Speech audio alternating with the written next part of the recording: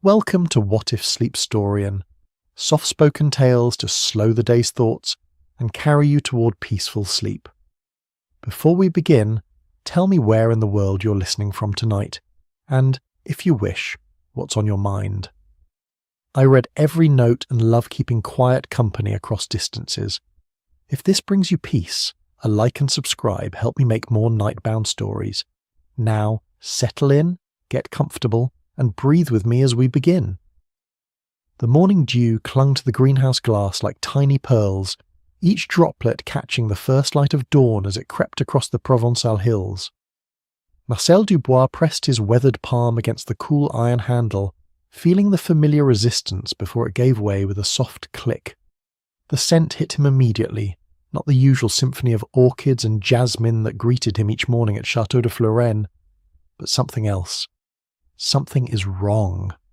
His nostrils flared at an underlying sweetness, cloying and unfamiliar, like overripe fruit left too long in the sun. Strange, he thought. Professor Beaumont never permitted anything in his private greenhouse to decay.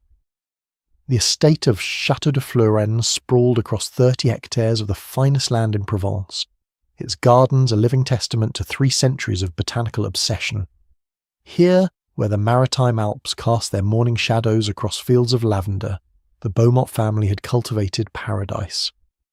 But paradise, as Marcel's grandmother used to say while crossing herself, always had its serpents.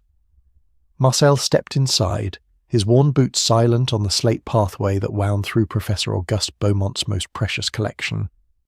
The greenhouse, a Victorian marvel of iron and glass that the professor had imported piece by piece from England, stretched 60 feet long and rose to a peaked ceiling 20 feet high.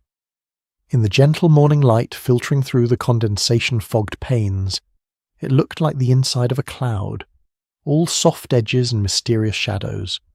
The orchids hung from their specially designed copper frames, their blooms cascading in impossible colours, violet-black beauties from Borneo, pearl-white ghosts from Honduras, tiny golden dancers from Brazil. Each one represented years of correspondence, favours called in, expeditions funded. The professor had often said his orchids were worth more than the chateau itself, though he'd laugh when he said it, that dry laugh that never quite reached his eyes. But this morning, the orchids seemed to lean away from something. Their usually proud blooms turned as if in distaste or fear. Marcel followed their silent direction, his steps slowing as he rounded the Australian tree ferns that formed a natural screen at the greenhouse's heart. Professor Auguste Beaumont lay among his prized Cypripedium orchids, the rare slipper orchids he'd been cultivating for 20 years. His body was arranged. Yes, arranged was the word, Marcel would later tell the gendarmes, with a peculiar formality, as if he'd decided to take a very deliberate nap on the greenhouse floor. His hands were folded across his chest, his silver hair perfectly combed, his gardening apron still pristine white. Only his face betrayed the truth. The skin had taken on a faint bluish tinge, and his expression. Marcel had seen death before, plenty of it during the war, but the professor's face held something different. Not pain, exactly, but surprise. As if in his final moments he discovered something extraordinary. Above the body a single orchid bloomed with violent beauty. Marcel had never seen it flower before. The professor had been waiting 7 years for this moment, checking it each morning with the dedication of a priest at matins, the Dendrobium mortalis he'd called it, though Marcel suspected that wasn't its real name. The professor had a fondness for dramatic Latin names, especially for the plants he wanted to keep secret. The orchid's petals were deep purple-black at the edges, fading to the most delicate pink at the centre, and they seemed to pulse in the morning light, though that might have been Marcel's imagination, or the way his hands had begun to shake. He backed out of the greenhouse, careful not to disturb anything, though his legs wanted to run. The morning sun had fully crested the hills now, painting the lavender fields in shades of purple and gold. The beauty of it seemed almost obscene given what lay in the greenhouse.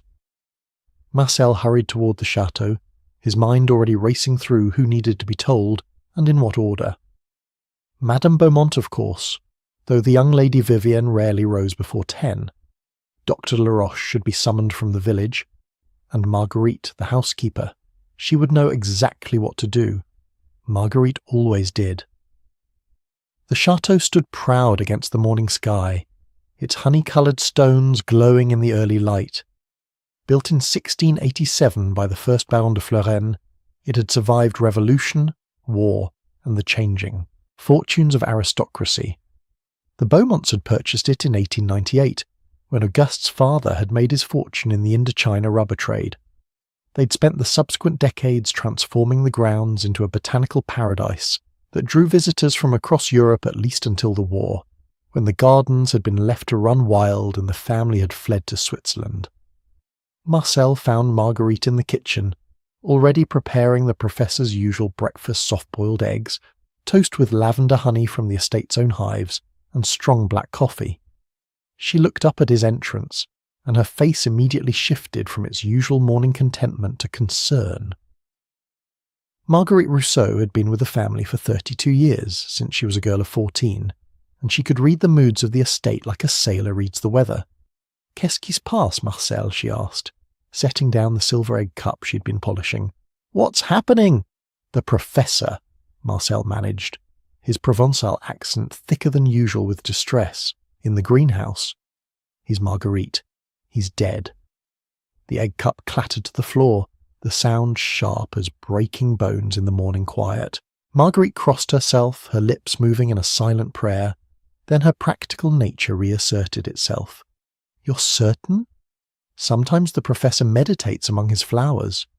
"I'm certain." Marcel's voice was steadier now. "We need to send for Dr. Laroche, and someone must tell Madame." Marguerite nodded, already reaching for her ring of keys, the symbol of her authority in the household. "I'll wake Lady Vivienne myself. You send young Pierre for the doctor. Tell him to take the motorcycle. It's faster than the bicycle. And Marcel." She paused, her dark eyes serious. "Don't let anyone else into that greenhouse. Not until the doctor arrives." As Marcel departed, Marguerite stood alone in the kitchen for a moment, listening to the familiar sounds of the chateau waking, the creak of old wood expanding in the warmth, the distant cooing of doves in the dovecote, the whisper of wind through the open window carrying the scent of rosemary and thyme from the kitchen gardens. How strange, she thought, that the world should continue on as if nothing had changed, when everything had. She climbed the marble staircase to the family quarters, her footsteps muffled by the Persian runner that Lady Vivienne had insisted on installing last year. The younger Madame Beaumont had brought many changes to Château de Florenne in the 3 years since her marriage to the professor, some welcome, others less so.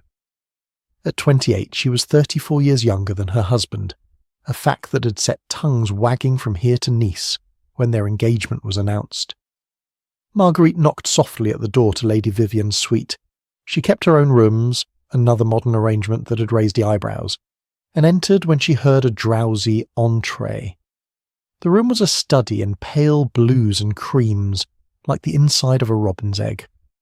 Lady Vivienne was sitting up in bed, her auburn hair tumbled around her shoulders, a book open on her lap. She often read late into the night, unable to match her husband's early-to-bed, early-to-rise routine. "Marguerite? You look troubled. What is it?" Her French held just a trace of an English accent. She'd been born in London, though she'd lived in France since she was 18. "Madame, I'm afraid I have terrible news. The professor.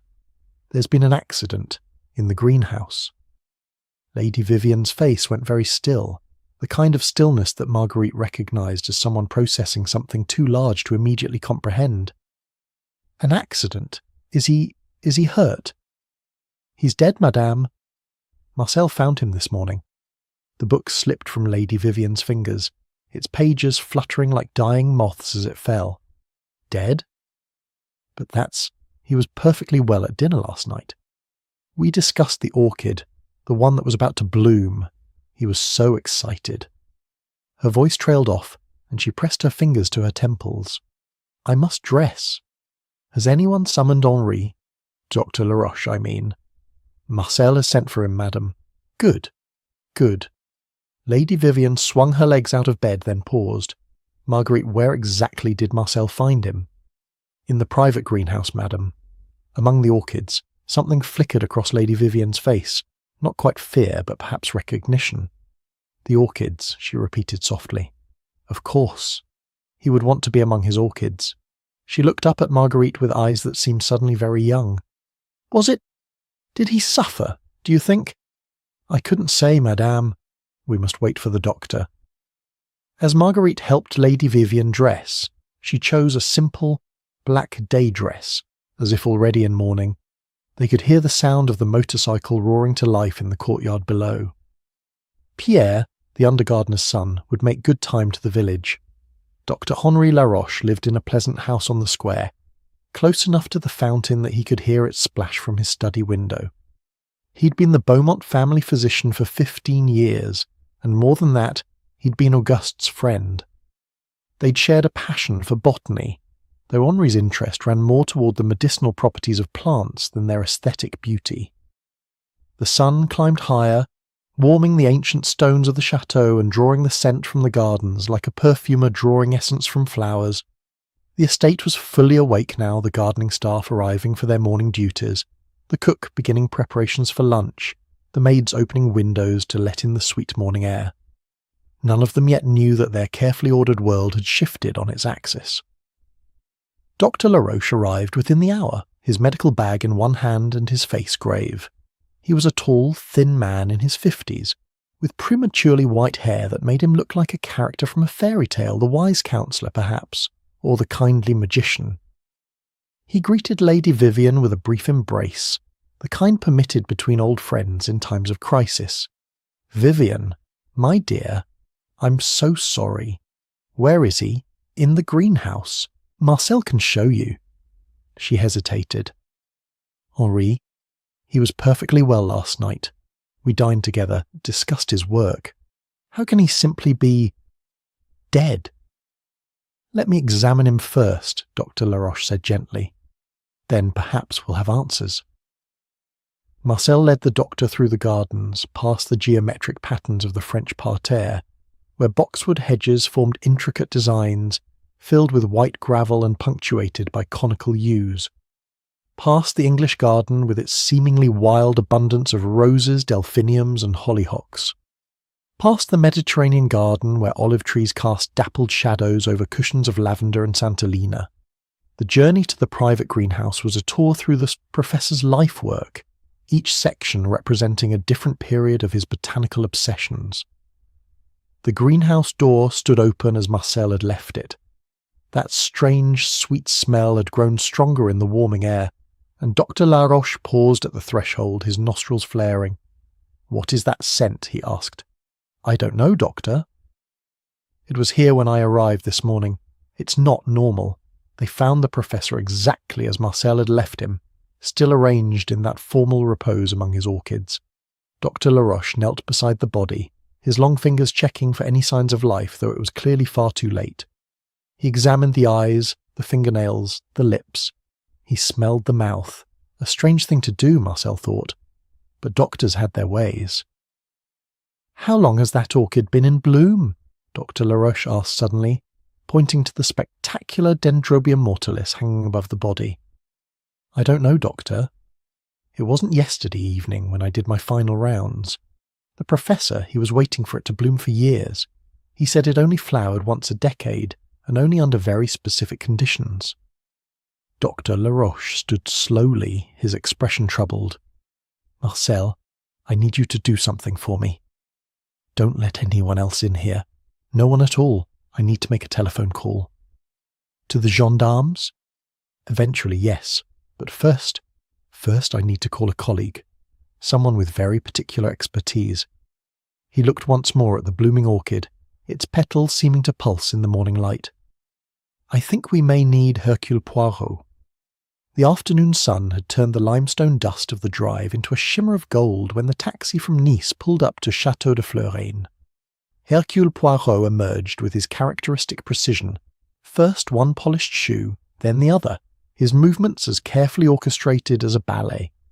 He stood for a moment, his egg-shaped head tilted slightly as he took in the scene before him, the honey-coloured chateau drowsing in the heat, the garden spreading in all directions like a botanical map of the world, the mountains rising blue and hazy in the distance. "Mais c'est magnifique," he murmured to himself, adjusting his bow tie with delicate fingers. The beauty of the place was undeniable, but Poirot's keen eyes had already noticed the small signs of distress.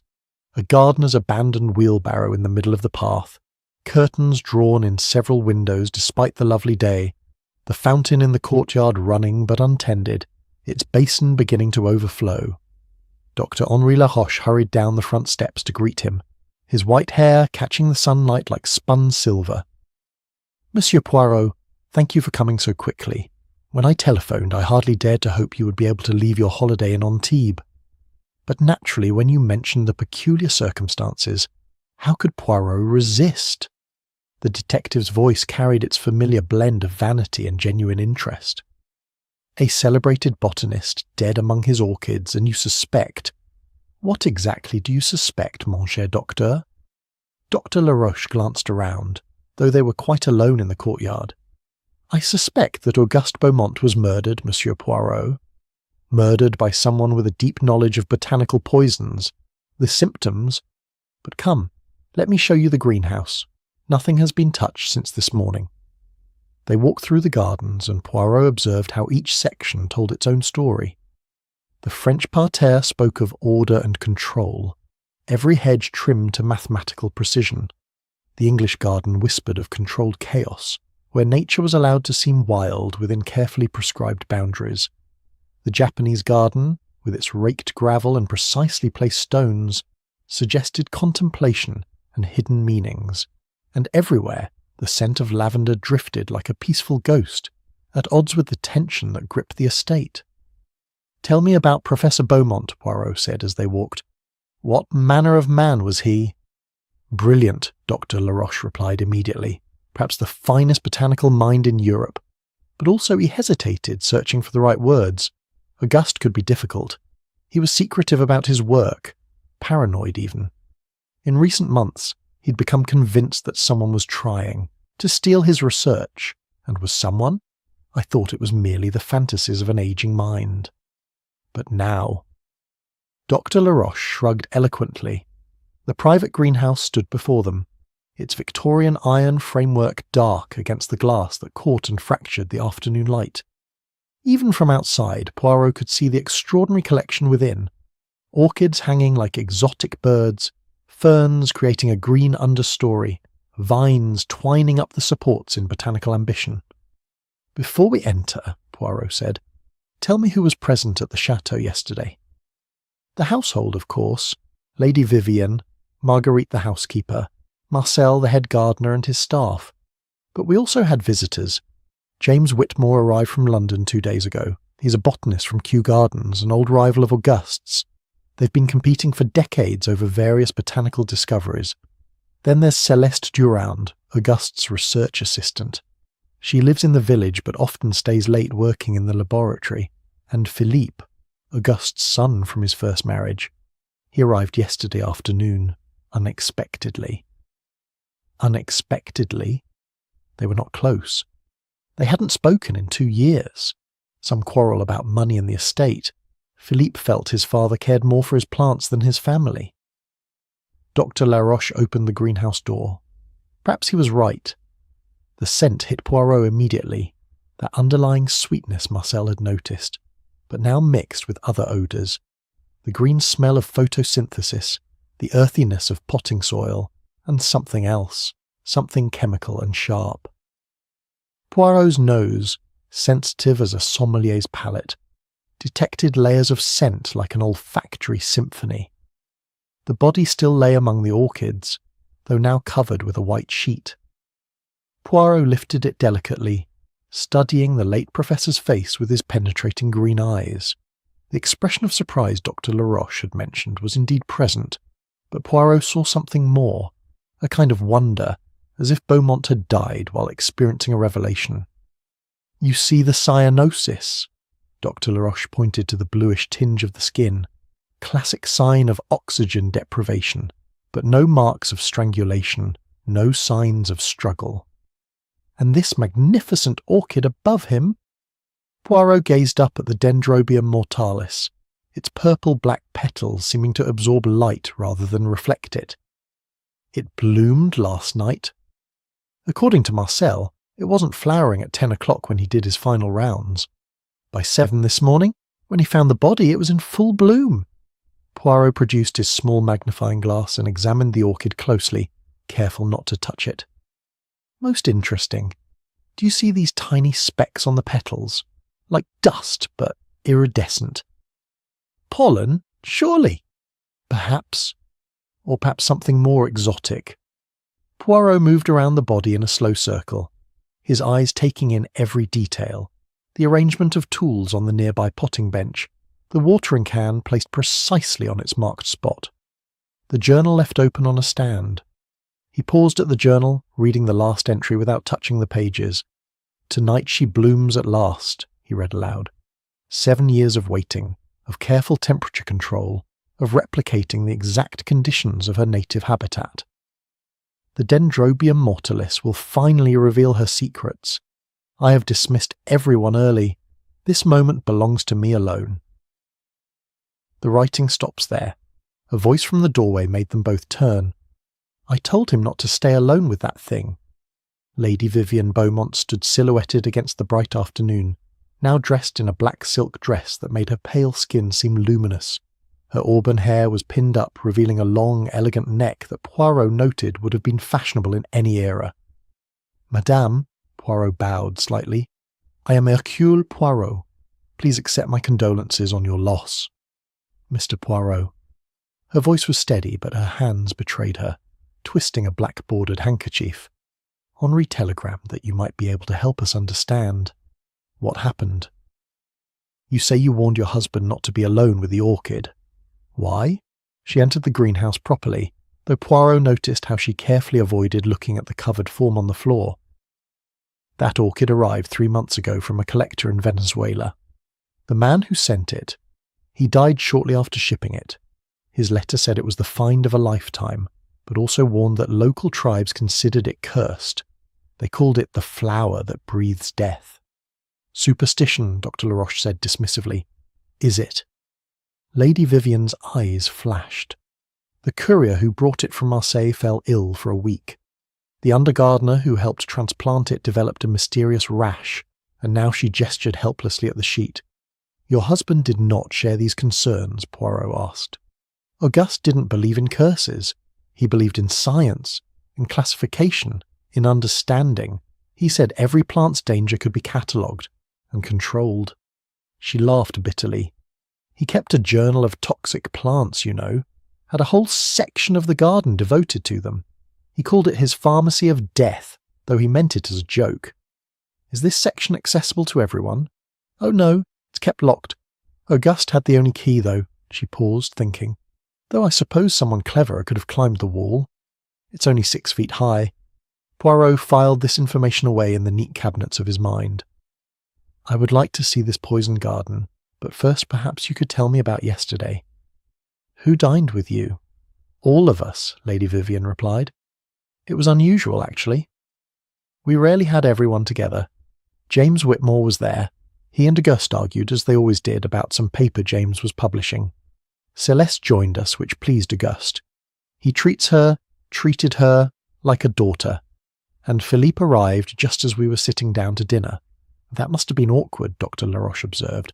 "Auguste was furious at first, but Philippe said he'd come to make amends, to accept his father's decisions about the estate. They even embraced, though it seemed—" She searched for the word theatrical, as if Philippe was performing the role of the prodigal son. "And after dinner, Auguste couldn't wait to return to his greenhouse. The orchid was showing signs of blooming. The bud had begun to swell and change colour. He dismissed everyone, even Celeste, though she begged to stay and observe. He wanted to be alone for the grand moment." Her voice caught. "I went to my room to read. I never saw him again." Poirot nodded thoughtfully. "Tell me, madame, did your husband have any enemies?" "Competitors, rivals, people he'd offended with his arrogance. Yes, plenty. But enemies who would kill him? I don't know," though she hesitated. "Yes." Last month we received a letter. Anonymous. It said that Auguste's research into extracting compounds from rare plants was dangerous, that he was meddling with things better left alone. It quoted Ecclesiastes, "He that increaseth knowledge increaseth sorrow." Do you still have this letter? It should be in Auguste's study. He laughed it off, but I noticed he increased the locks on the greenhouse after that. A commotion from outside interrupted them. Voices raised in anger, one with a distinctive English accent. Through the glass walls of the greenhouse, they could see two men facing each other in the garden path, their postures aggressive. James and Philippe, Lady Vivian sighed. They despise each other. James thinks Philippe is a wastrel who doesn't appreciate his father's genius. Philippe thinks James is a parasite who's been stealing Auguste's ideas for years. Poirot observed the confrontation with interest. The Englishman, James Whitmore, was a sturdy man in his 60s, with a kind of ruddy complexion that suggested either outdoor work or a fondness for whiskey. Perhaps both. Philippe Beaumont was his opposite, thin, pale, elegant in the way of French aristocrats who've never quite accepted the modern world. He looked like his father might have looked 30 years ago, before decades of peering at plant specimens had bent his spine and weathered his skin. Perhaps, Poirot suggested, we should intervene before they come to blows. They emerged from the greenhouse into the afternoon heat. The two men immediately stepped apart, though the tension between them remained visible as heat shimmer. "Ah," said James Whitmore, his voice carrying the authority of Oxford despite his obvious agitation. "You must be the famous detective Henri mentioned. Come to sort out this dreadful business, have you?" "Hercule Poirot, at your service." Poirot's bow was a masterpiece of courtesy that somehow also conveyed authority. "And you are Monsieur Whitmore, the botanist from Kew Gardens, non?" "That's right. Colleague of poor Auguste's, though you wouldn't know it from the way some people talk." He shot a venomous glance at Philippe. "My father's competitor, you mean?" Philippe said coldly. His French was Parisian, polished as silver. "How convenient that you were visiting when he died." "I was invited," James snapped, "which is more than you can say." "Gentlemen," Poirot interrupted smoothly, "perhaps we could continue this discussion in the shade. The sun, she is quite fierce, and the little grey cells, they do not function well when overheated." This unexpected observation startled both men into silence. Lady Vivienne led them to the terrace, where the shadow of ancient plane trees provided relief. Marguerite appeared as if by magic with a tray of cold lemonade, the glasses beaded with condensation. As Poirot sipped his lemonade perfectly balanced between tart and sweet, with just a hint of lavender, he observed the dynamics of the group. Lady Vivian sat slightly apart, the grieving widow yet somehow not entirely devastated. Dr. Laroche hovered protectively near her. James Whitmore had claimed the largest chair, spreading himself as if to claim territory. Philippe remained standing, too agitated or too proud to sit. "Now then," Poirot began, "perhaps each of you could tell me when you last saw Professor Beaumont alive." The morning light filtered through the silk curtains of the Chateau's music room, where Poirot had arranged to conduct his interviews. He had chosen this room deliberately, neutral ground, away from both the greenhouse where death had bloomed and the study where the professor's presence still lingered like smoke. The walls were pale yellow, the colour of winter sunshine, and a pale grand piano stood in the corner like a patient listener. On every surface Lady Vivienne had placed small arrangements of flowers from the garden, their scent mixing with the lingering fragrance of lemon oil from the recently polished furniture. Poirot sat in a striped armchair, his notebook balanced on his knee, his patent leather shoes reflecting the morning light. Across from him, Lady Vivian had taken her place on a small sofa, her black morning dress making her seem like a shadow against the cream-coloured upholstery. She held herself with a kind of rigid composure that suggested great effort, as if relaxing even slightly would cause her to shatter. "Madame," Poirot began gently, "I must ask you some delicate questions about your marriage. You will forgive the intrusion, but in cases of murder, and I believe this is murder, we must examine everything, no matter how personal. I understand." Her voice was steady, though her fingers found the pearl necklace at her throat, running along the smooth spheres like a rosary. What would you like to know? You and Professor Beaumont, you were married for 3 years. 3 years and 4 months. A ghost of a smile touched her lips. August was very precise about dates. He remembered everything. The day we met, our first conversation about Darwin's work on climbing plants, the moment he decided he loved me. And how did you meet? At a lecture at the Sorbonne. I was studying botanical illustration. My father was a painter, you see, and I inherited his eye for detail but preferred scientific subjects to landscapes. Auguste was giving a presentation on the carnivorous plants of Madagascar. The way he spoke about them, with such passion, such reverence. Plants were never just specimens to him. They were puzzles, poems, entire worlds unto themselves. She rose and walked to the window, looking out at the gardens that sprawled in geometric and natural patterns toward the horizon. I was 25, and I'd never met anyone who saw the world the way I did, as endlessly fascinating, full of secrets waiting to be discovered. The age difference didn't matter to me. Auguste's mind was young, vibrant. It was his body that betrayed him in the end, growing tired while his thoughts still raced. Yet the marriage had its tensions, Poirot suggested delicately. Lady Vivienne turned back to him, and he saw a flash of something. Anger, relief, in her green eyes. All marriages have tensions, Monsieur Poirot. Auguste could be difficult, obsessive. When he was working on something, the rest of the world ceased to exist. I could be standing right in front of him, speaking, and he would look through me as if I were made of glass, his mind entirely occupied with stomata and chlorophyll. This must have been lonely for you. Lonely? She considered the word, rolling it in her mouth like wine. Yes, I suppose it was. But I had my own work.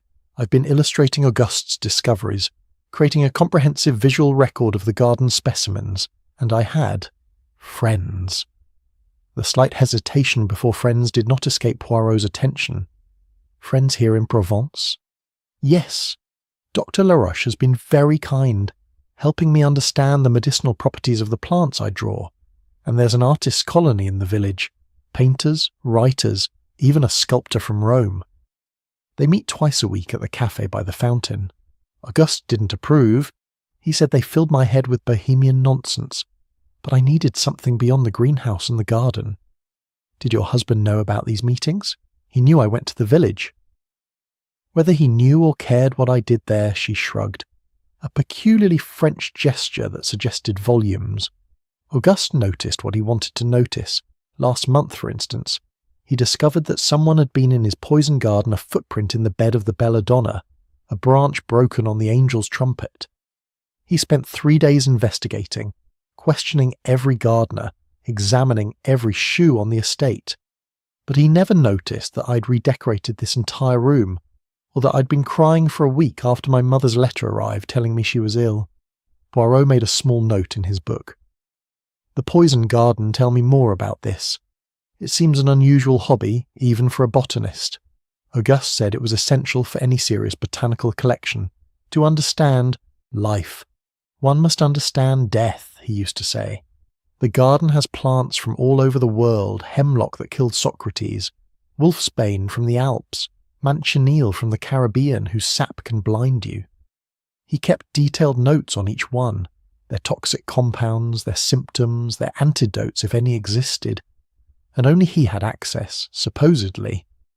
But as I mentioned, someone had been inside last month. Auguste was furious but could never determine who. He had the locks changed, added another foot to the wall's height. He even talked about installing electric lights, though I talked him out of that. Can you imagine? It would have ruined the aesthetic of the entire estate. A knock at the door interrupted them, and Marguerite entered with a tea tray. The housekeeper's face was composed, but Poirot noticed the redness around her eyes, the slight tremor in her hands as she set down the Limoges china. "Marguerite," Poirot said kindly, "you have been with the family for many years." 32 years, monsieur, since I was 14. She straightened, her keys jangling at her waist. I came when the old professor was still alive, Auguste's father. I've seen Auguste grow from a young man into what he became. And what did he become? Poirot asked gently. Marguerite glanced at Lady Vivian, who nodded permission. He became consumed, monsieur. By his work, his plants, his need to discover something that would make him immortal in the scientific world. The young Auguste I knew, he loved beauty for its own sake. The older Auguste, he loved power. The power to understand, to control, to possess. You speak of him with disappointment. With sadness, monsieur. He was not a bad man, but he lost his way. And now... She crossed herself. Now he's found the ultimate mystery, hasn't he? The one we all must face. After Marguerite left, Poirot turned his attention to a leather journal Lady Vivian had brought at his request. Auguste's personal diary, distinct from his scientific notebooks. "May I?" he asked, and at her nod began to page through it. The professor's handwriting was precise, almost mechanical, but the content was surprisingly emotional. "Listen to this entry from last month," Poirot read aloud. "The Dendrobium mortalis shows signs of budding. After 7 years of dormancy, I believe the key was replicating the exact humidity and temperature fluctuations of its native Venezuelan cloud forest. But more than that, I've discovered something extraordinary about its chemical composition. The alkaloids present in its tissue are unlike anything in the literature. If my hypothesis is correct, this single orchid could revolutionize our understanding of plant neurotoxins." "He never told me that," Lady Vivian said quietly. "He said it was just another rare specimen." Poirot continued reading, his eyebrows rising. "C knows. Somehow she knows. I see it in how she looks at the orchid, how she lingers near it. Did she read my notes? Has she been conducting her own experiments? I must be more careful. The knowledge this flower contains is too dangerous for someone of her limited understanding." "C, that would be Celeste, his assistant?" "I assume so. She was always in the greenhouse, always watching him work. Auguste encouraged her at first. He said she had the best botanical mind he'd encountered since mine." A bitter smile touched her lips. "But recently he'd grown suspicious of her. He thought she was too ambitious, too eager to claim credit. And was she? Perhaps. She's brilliant, you know. Her doctoral thesis on hybrid orchid cultivation was groundbreaking, but she came from nothing. Her father was a postal clerk in Marseille, and Auguste never let her forget it. He could be cruel that way, reminding people of their place." Poirot set aside the journal and picked up another item Lady Vivian had provided, a bundle of letters tied with green ribbon. "These are?" The threatening letters I mentioned. There were 3 in total, arriving over the past 2 months. The first letter was written on expensive paper, though there was no letterhead or identifying mark. The handwriting was deliberately crude, as if someone educated was trying to appear otherwise. Professor Beaumont. "Your investigations into God's sacred mysteries are an abomination. The flowers you cultivate are Satan's garden. Cease your unholy work or face divine retribution. The earth shall reveal her blood and shall no more cover her slain." Isaiah 26:21. The second was more specific. "You think yourself clever with your locks and walls, but no barrier can keep out justice. Your poison garden is a testament to your corruption.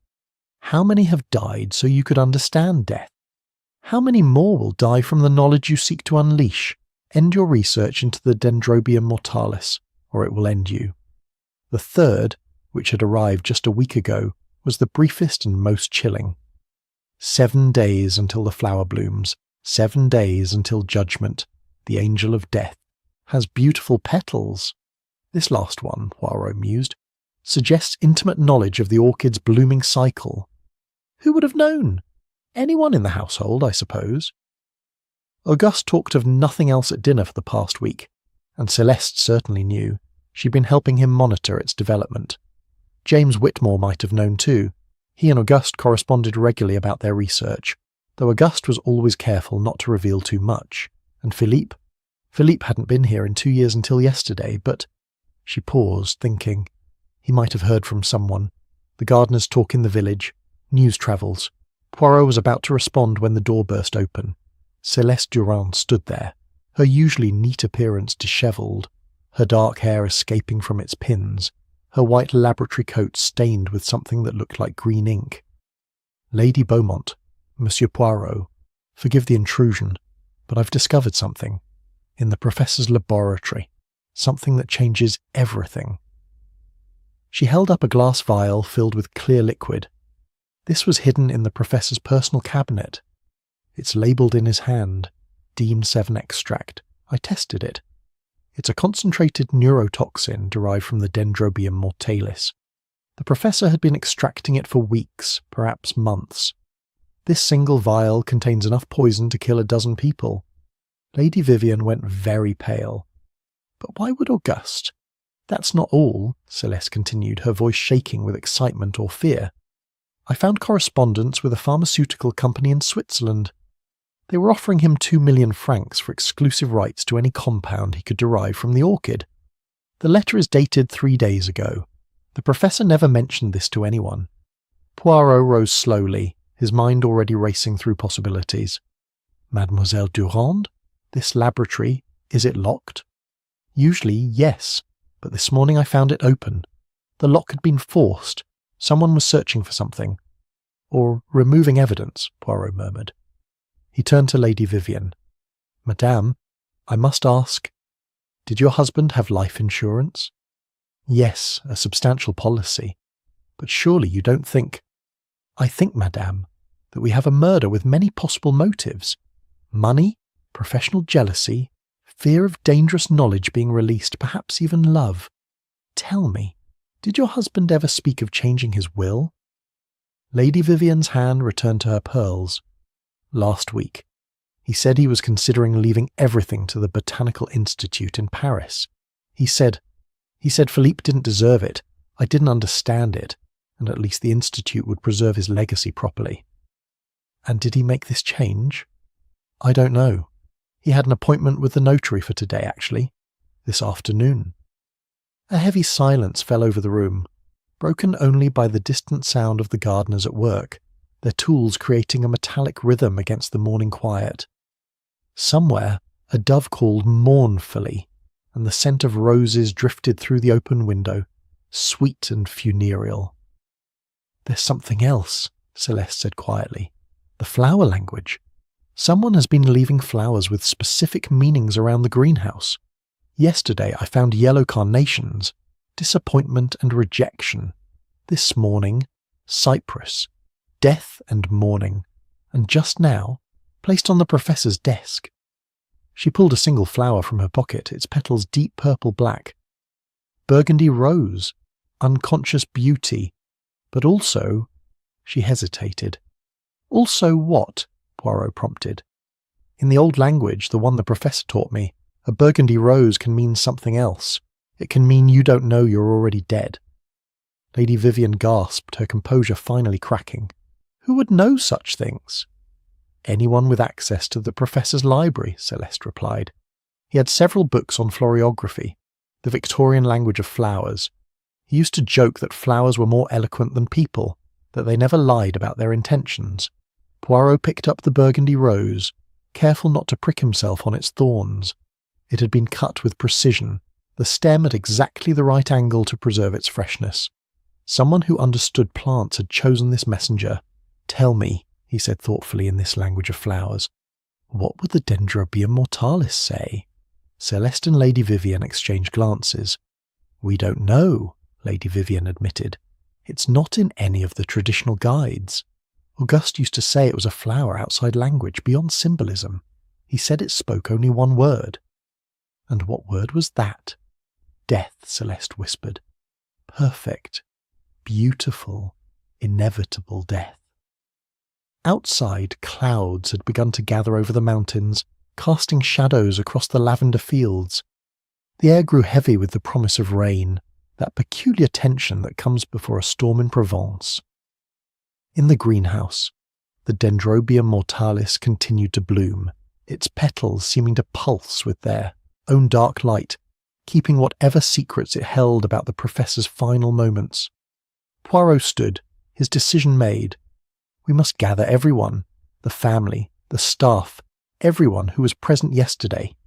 There is a pattern here, a design as carefully cultivated as any garden.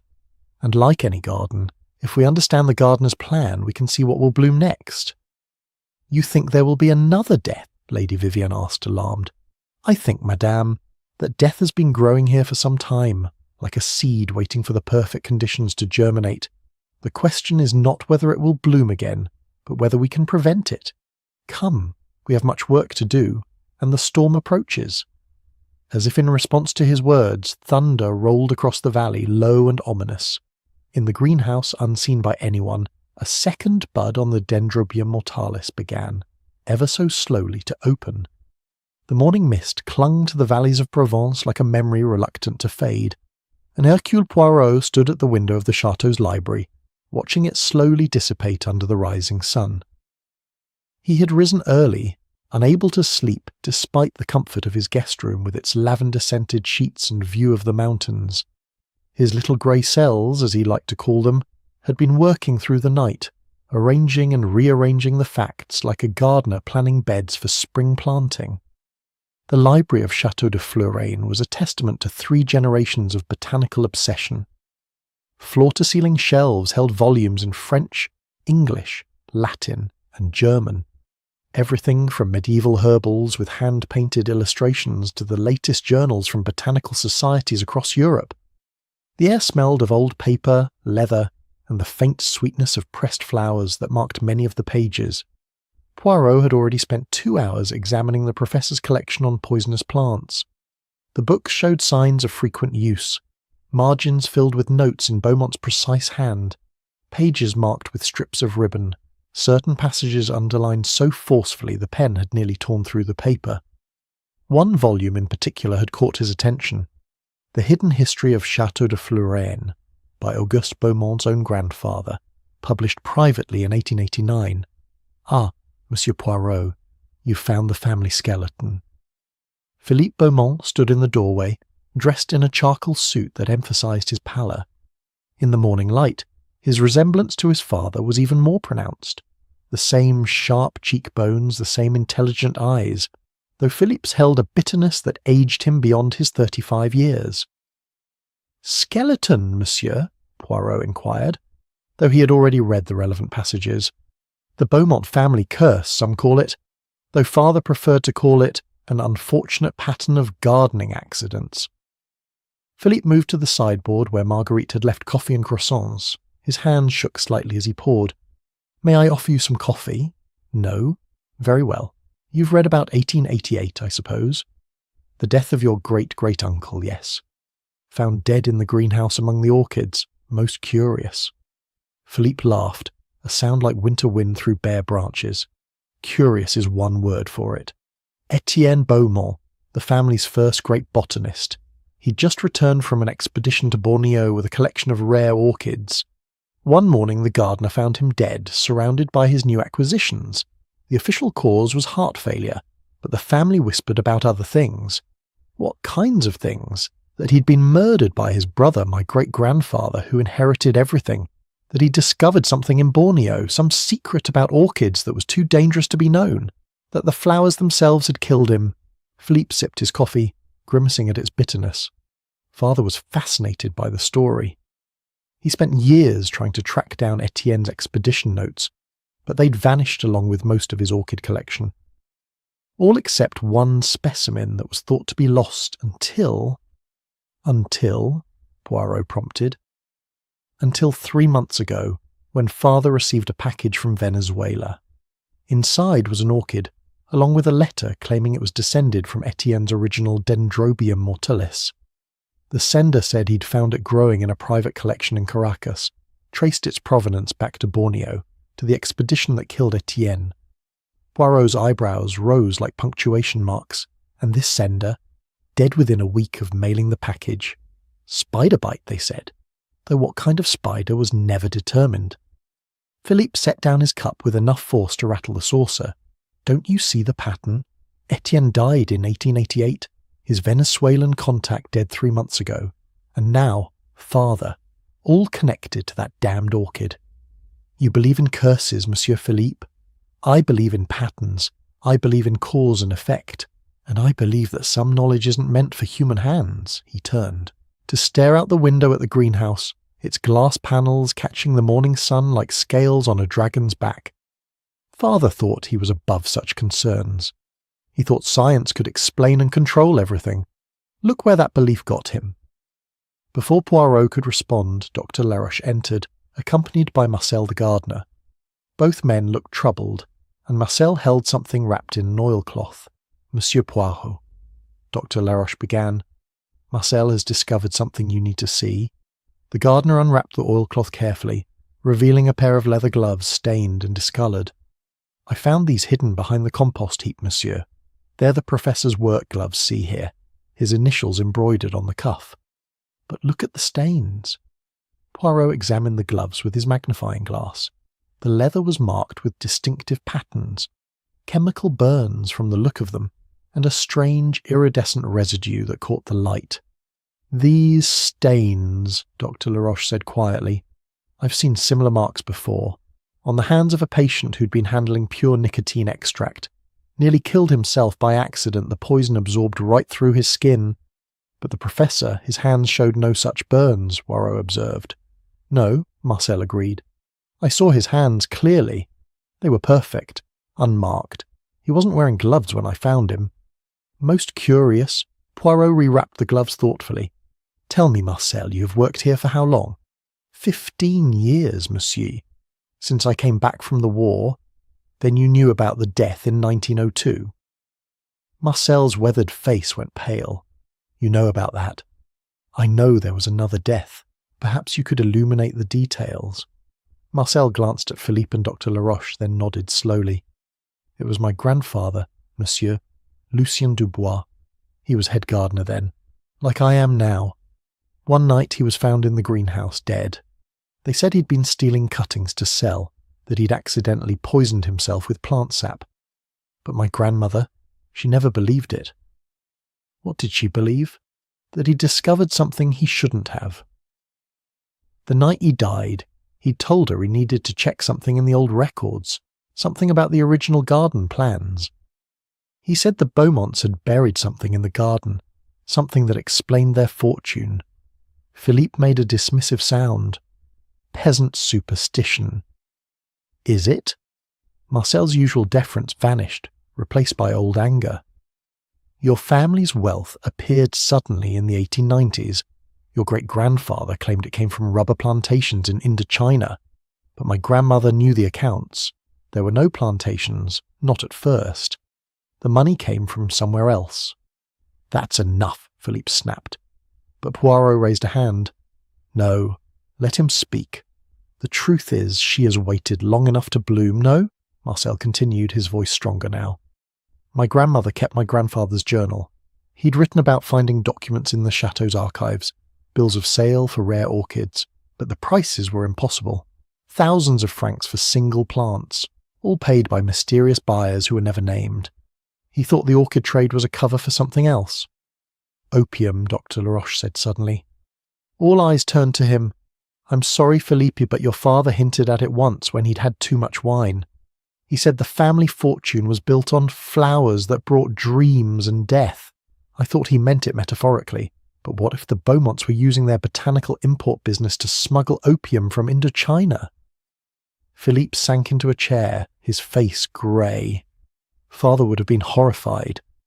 He spent his whole life trying to legitimize the family name through science. Or perhaps, Poirot suggested gently, he was trying to atone. Tell me, what was this Project Arcanum that Mademoiselle Durand mentioned? Dr. Laroche answered. Auguste never gave me full details, but I know he was working on extracting and synthesizing plant compounds that could affect the human nervous system. He said he was looking for the opposite of opium, something that could cure addiction rather than cause it, using the Dendrobium mortalis. Among other things, he believed that the most poisonous plants often held the keys to the most powerful medicines. The dose makes the poison, he used to quote Paracelsus. A knock at the door interrupted them. Marguerite entered, her usual composure clearly shaken. "Messieurs, you must come quickly. There's been an incident in the poison garden." They hurried through the morning gardens, past the roses heavy with dew, past the herb garden where bees were already busy among the lavender and thyme. The poison garden stood at the estate's eastern edge, surrounded by its high wall. The iron gate stood open, its lock hanging broken. Inside was botanical chaos. Plants had been torn up by their roots, soil scattered across the gravel paths, labels ripped from their posts and strewn about like confetti. The section devoted to the deadlier specimens, the hemlock, wolfsbane, and angel's trumpet, had been completely destroyed. "Mon Dieu," Marcel breathed. "Who would do such a thing?" Poirot knelt beside a destroyed bed of belladonna, his fingers carefully sifting through the disturbed soil. Someone searching for something, or someone destroying evidence. "Look here, these plants were not pulled randomly. Specific specimens were targeted. The aconitum is gone," Dr. Laroche observed, checking the labels, "and the Ricinus castor beans. Both deadly poisons. When was this discovered?" Poirot asked. "Just now," Marguerite replied. "I was bringing fresh flowers to the chapel for the professor's memorial, and I saw the gate open. No one should be here, the professor always kept it locked. Yet someone was here, someone with knowledge of which plants to take." Poirot stood, brushing soil from his knees. Marcel, besides the professor, who would know the properties of these plants? Mademoiselle Celeste, certainly. She helped catalogue them. Dr. Laroche knows them for their medical properties. Lady Vivian has illustrated many of them. Even Monsieur Whitmore, he and the professor often discuss toxic plants in their correspondence. "I must speak with Monsieur Whitmore," Poirot decided. "Where is he this morning?" "In his room, I believe," Marguerite said. "He took breakfast on a tray, said he was working on urgent correspondence." They found James Whitmore not in his room but in the professor's study, rifling through papers with desperate energy. He looked up at their entrance, his face flushed with guilt and defiance. "Before you ask," he said, straightening his vest with dignity, "I have every right to be here. Auguste owed me these notes. They're based on my theoretical work, my decades of research into alkaloid synthesis." "So you simply took them?" Poirot inquired mildly. "I'm protecting them." "Someone destroyed the poison garden last night." "Yes. I saw it from my window around 3 a.m. I couldn't sleep, went to the window for air and saw a figure moving through the gardens with a lantern. By the time I dressed and got outside, they were gone." "You saw this person? Can you describe them?" "Just a shadow, really. But tall, moving quickly. They knew exactly where they were going." Whitmore sank into the professor's chair, suddenly looking at every one of his 63 years. "You don't understand. Auguste and I were racing towards something extraordinary, a compound that could neutralize nearly any plant-based poison. The implications for medicine, for saving lives, it would have revolutionized toxicology. And you believe the Dendrobium mortalis was the key?" "Auguste did. He'd isolated something from it, something unique. He was going to present it at the International Botanical Congress next month. It would have made him immortal in the scientific community. Or perhaps," Poirot suggested, "it made him mortal in the most literal sense." Before Whitmore could respond, Celeste burst into the study. Her laboratory coat splattered with something that looked like plant sap. "The orchid," she gasped. "The Dendrobium mortalis. It's changing. The second bud is opening and the pollen. Monsieur Poirot, the pollen is spreading through the greenhouse like smoke. I've had to seal the doors." "Seal them? Why?" "Because I've analysed the first bloom's pollen under the microscope. Each grain is covered in microscopic hooks, like burrs, designed to attach to animal fur or clothing. But these hooks are coated with the neurotoxin. It's an evolutionary defense mechanism unlike anything in the literature. The orchid doesn't just produce poison, it weaponizes it, spreads it like a plague." Dr. Laroche went pale. "If Auguste was in the greenhouse when it bloomed, if he breathed in that pollen, it would have paralyzed his respiratory system within minutes," Celeste confirmed. "But here's what I don't understand. The professor knew about this. I found his notes from last week. He'd observed the pollen structure, understood its danger. He even wrote about needing to wear protective equipment when the flower bloomed." Yet he was found with no such protection, Poirot mused. Most interesting. Tell me, mademoiselle, this second bloom, is it usual for the orchid to flower twice? According to the literature, it's impossible. The Dendrobium mortalis blooms once a decade, then goes dormant. But something has triggered its stress, perhaps. Or she hesitated. Or someone has been feeding it something. I found traces of a growth stimulant in the soil, something to force rapid blooming. But why would anyone want more of these deadly flowers? Poirot was about to answer when a scream echoed through the chateau. They rushed toward the sound, finding Lady Vivian in the morning room, standing frozen before the French doors that open onto the terrace. There, arranged on the stone table where they'd taken tea yesterday, was a grotesque bouquet, the missing poisonous plants from the garden, arranged with artistic precision. And at the centre, like a dark heart, was a photograph. Poirot picked it up carefully.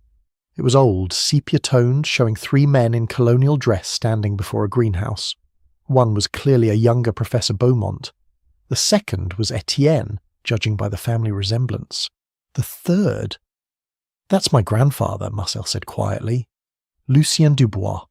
This must have been taken just before the 1902 incident."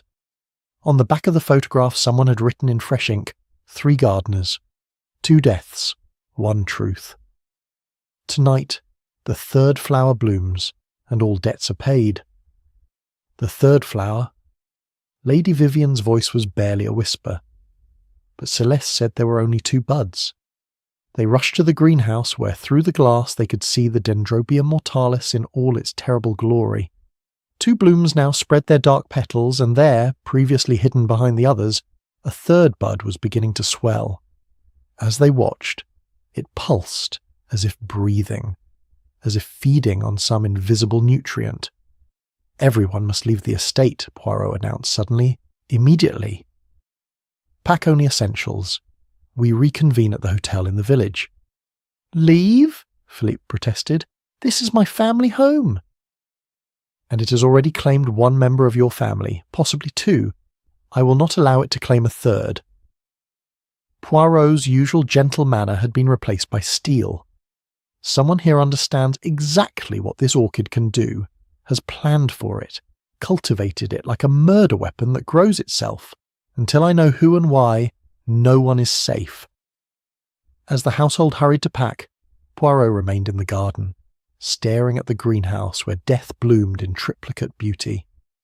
The morning mist had burned away entirely now, leaving the Provençal landscape sharp and clear as a botanical illustration. Somewhere in this garden of secrets, among the beauty and the poison, was the truth. And like any perennial, Poirot knew, the truth would insist on coming to light, no matter how deeply it had been buried.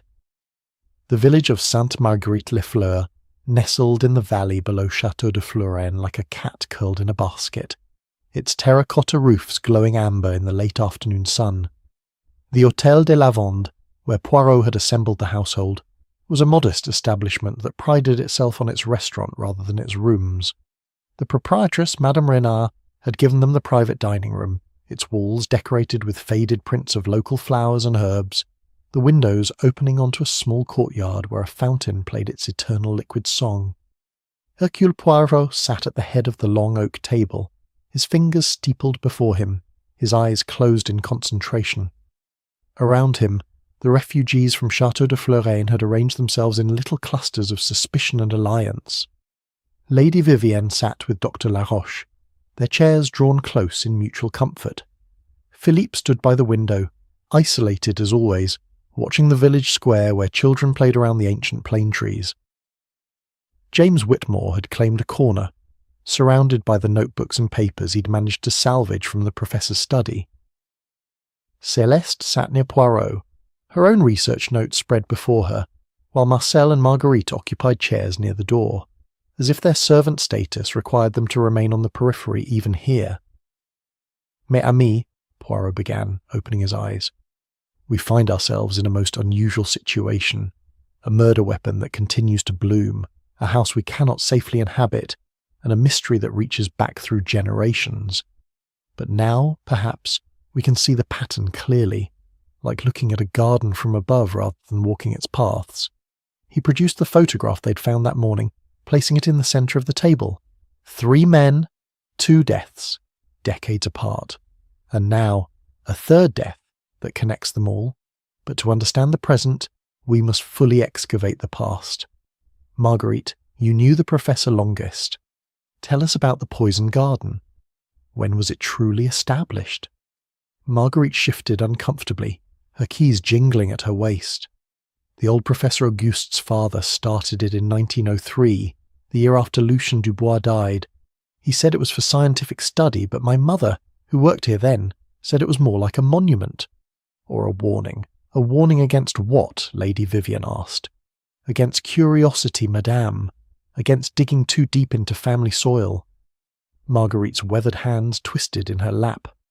My mother told me that after Lucien died, the old professor burned many papers, destroyed an entire greenhouse of orchids. He kept only the poison garden, and he would walk there every evening as if doing penance. Or guarding something, Philippe said quietly.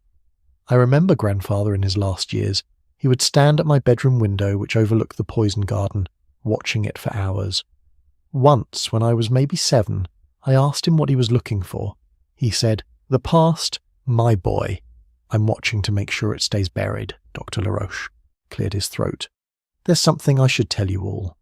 Last month, Auguste asked me to run some tests, not on plants, but on soil samples from various parts of the garden. He was particularly interested in the area beneath the poison garden. What kind of tests? Poirot leaned forward. Chemical analysis, looking for unusual mineral deposits, signs of decomposition, foreign substances. Auguste said he was investigating the garden's history, trying to understand why certain plants thrived in specific locations. And what did you find? High levels of calcium and phosphates in the poison garden soil. Consistent with, he paused, choosing his words carefully, consistent with bone decomposition. Old bones from the mineral leaching patterns, perhaps 50 to 70 years old. A heavy silence fell over the room. Outside, the fountain continued its cheerful splashing, oblivious to the dark history being unearthed. You're saying there's a body buried under the poisoned garden? Lady Vivian's voice was barely a whisper. Possibly more than one, Dr. Laroche admitted. The phosphate levels were too high for a single burial. James Whitmore suddenly laughed, a harsh sound that made everyone turn. Oh, Auguste, you clever fool! You knew, didn't you? That's why you were so obsessed with that damned orchid. You thought it was connected to whatever was buried there. Explain yourself, Poirot commanded. Whitmore pulled out a letter from his pile of papers. This is from August, dated 2 weeks ago. Listen. My dear James, I believe I finally understood the true purpose of the Dendrobium mortalis. It's not just a poisonous plant. It's a biological lock, designed to protect something. The indigenous peoples of Venezuela told our contact that these orchids only grow where blood has been spilled, where secrets need keeping. What if Etienne brought it back not as a specimen, but as a guardian? A guardian of what? Celeste asked. That's what Auguste was trying to discover. Whitmore set down the letter. He believed Etienne had hidden something in the estate grounds, something valuable or dangerous enough to need such an exotic protection. Poirot stood and walked to the window, his hands clasped behind his back. The sun was beginning its descent toward the mountains, painting the sky in shades of coral and gold. Let us consider what we know. In 1888, Etienne Beaumont returned from Borneo with rare orchids and died mysteriously. In 1902, Lucien Dubois, investigating the family's sudden wealth, also died under suspicious circumstances.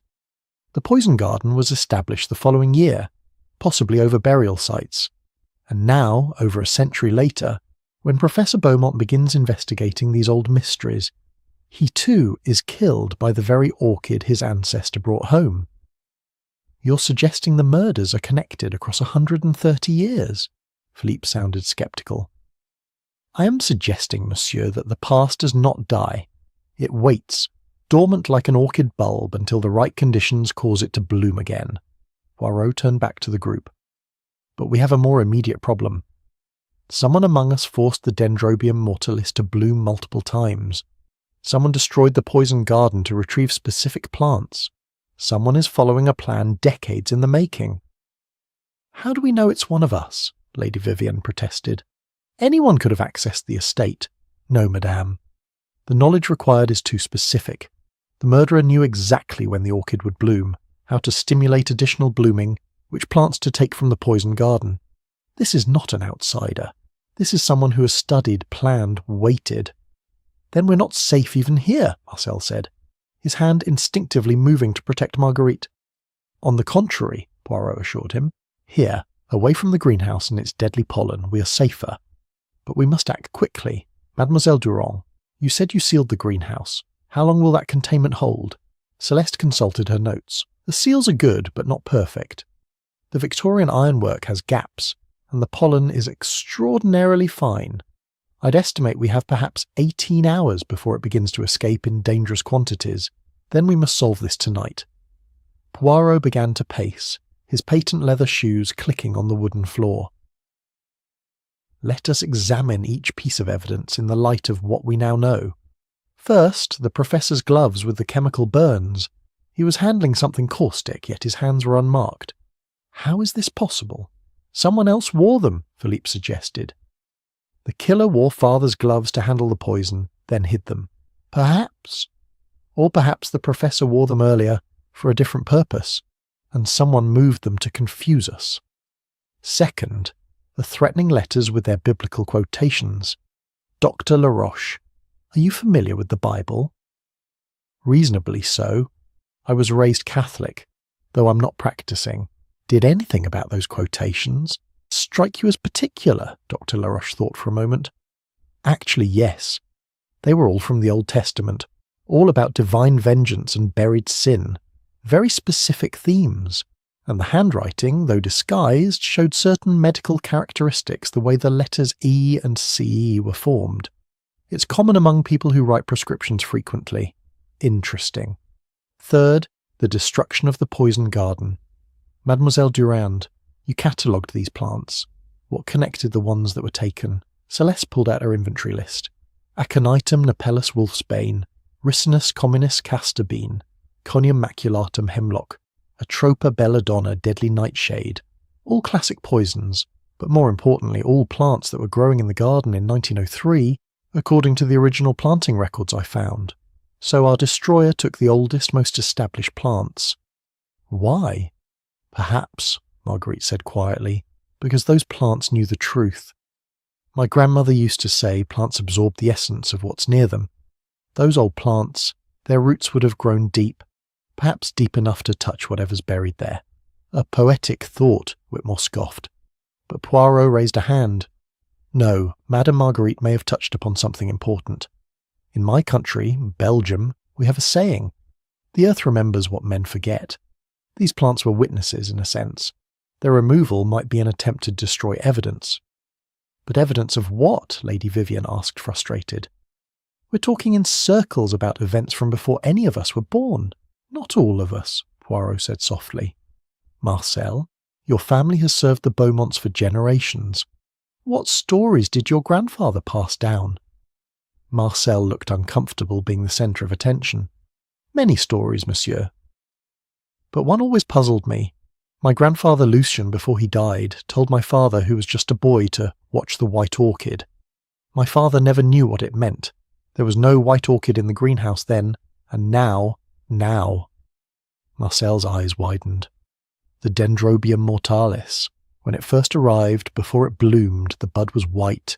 Pure white, like bone. The white orchid, Poirot murmured. A message across generations. Your grandfather knew something about Etienne's orchid, something that got him killed. This is all fascinating, Philippe interrupted. But it doesn't tell us who killed my father. Patience, monsieur. We were excavating the truth layer by layer, like an archaeologist. Poirot returned to his seat. Now, let us discuss Project Arcanum. Professor Beaumont was developing something from the orchid's compounds. What exactly? Celeste pulled out a folder marked Confidential. I shouldn't show this, but given the circumstances. The professor had isolated a compound he called DM7. It was a paralytic agent, but with an unusual property. In small doses, It could cure certain neurological conditions. In large doses, it was lethal. He was trying to find the precise threshold. Playing with life and death, Dr. Laroche murmured. Auguste always walked that line. There's more, Celeste continued. The professor had been in communication with several parties about this discovery. The pharmaceutical company in Switzerland, yes, but also a research laboratory in Paris, and... She hesitated. A representative from the French military. The military? Lady Vivian looked shocked. Auguste never mentioned... Chemical weapons, Whitmore said flatly. That's what they wanted. A paralytic agent that could be deployed as an aerosol. Auguste was horrified when he realized their interest, but by then he'd already shared too much information. So we have multiple motives, Poirot summarized. Scientific rivalry, financial gain, military secrets, family inheritance, and buried historical crimes. A garden of motives, one might say. The door suddenly opened and a young man entered the hotel proprietress's son. Excusez-moi, but there's an urgent telephone call for Monsieur Poirot. Poirot followed him to the hotel's small office, where an ancient telephone waited. The voice on the other end was the local gendarme Captain Dumont. Monsieur Poirot, we have a problem at the chateau. We sent 2 officers to secure the greenhouse as you requested, but they've fallen ill. Breathing difficulties, paralysis symptoms. They're being taken to the hospital in Nice. They entered the greenhouse? No, monsieur. They were standing guard outside, but they reported seeing a figure inside, moving among the plants. When they tried to investigate, they found the door sealed from the inside. Then the symptoms began. Someone is in the greenhouse. Now, it appears so. We've evacuated the area, but we don't know how to proceed without risking more lives. Poirot's mind raced. Captain, maintain the perimeter, but do not approach. I will return immediately with a solution. He returned to the dining room, his face grave. The situation has escalated. Someone has entered the sealed greenhouse and is apparently immune to the orchid's pollen. They're doing something among the plants. That's impossible, Celeste protested. Without proper equipment, the pollen would kill anyone within minutes. Unless, Poirot said slowly, they had already developed an immunity, or an antidote. Understanding dawned on several faces simultaneously. The DM7 research Dr. Laroche breathed. Auguste would have developed an antidote as part of his experiments, standard protocol for working with poisons. And who would have access to this antidote? Poirot asked, though his eyes were already fixed on one person. Only someone who knew where he kept it, Lady Vivian said slowly. His private laboratory cabinet. But that was locked. The lock was broken, Celeste reminded them, when I found the DM7 extract this morning. So our murderer took not just the poison, but also its antidote. They could move freely through the toxic environment they created. Poirot stood. We must return to the chateau immediately. Whatever they're doing in that greenhouse, it's the final act of this tragedy. But it's not safe, Marguerite protested. No, it is not. Which is why only I will enter the greenhouse. Poirot held up a hand to forestall objections. I have deduced who our murderer is, and I believe I know what they seek. But first, Dr. Laroche, I need you to prepare something for me. He whispered instructions to the doctor, who nodded and hurried out. Then Poirot turned to the others. The rest of you will remain at a safe distance. This story that began with Etienne Beaumont in 1888 will end tonight. As they prepared to leave, Poirot noticed Marcel standing by an old map of the estate that hung on the dining room wall. The gardener was tracing something with his finger. What have you found, mon ami? The old greenhouse, monsieur. The one that was destroyed after Etienne died. It stood exactly where the poisoned garden is now. Marcel's finger moved across the map. And look, there was an underground passage connecting it to the chateau's wine cellars. For temperature control, they said, but it would also serve to move things unseen, Poirot finished, or to hide them. Marcel, you may have just provided the final piece of the puzzle.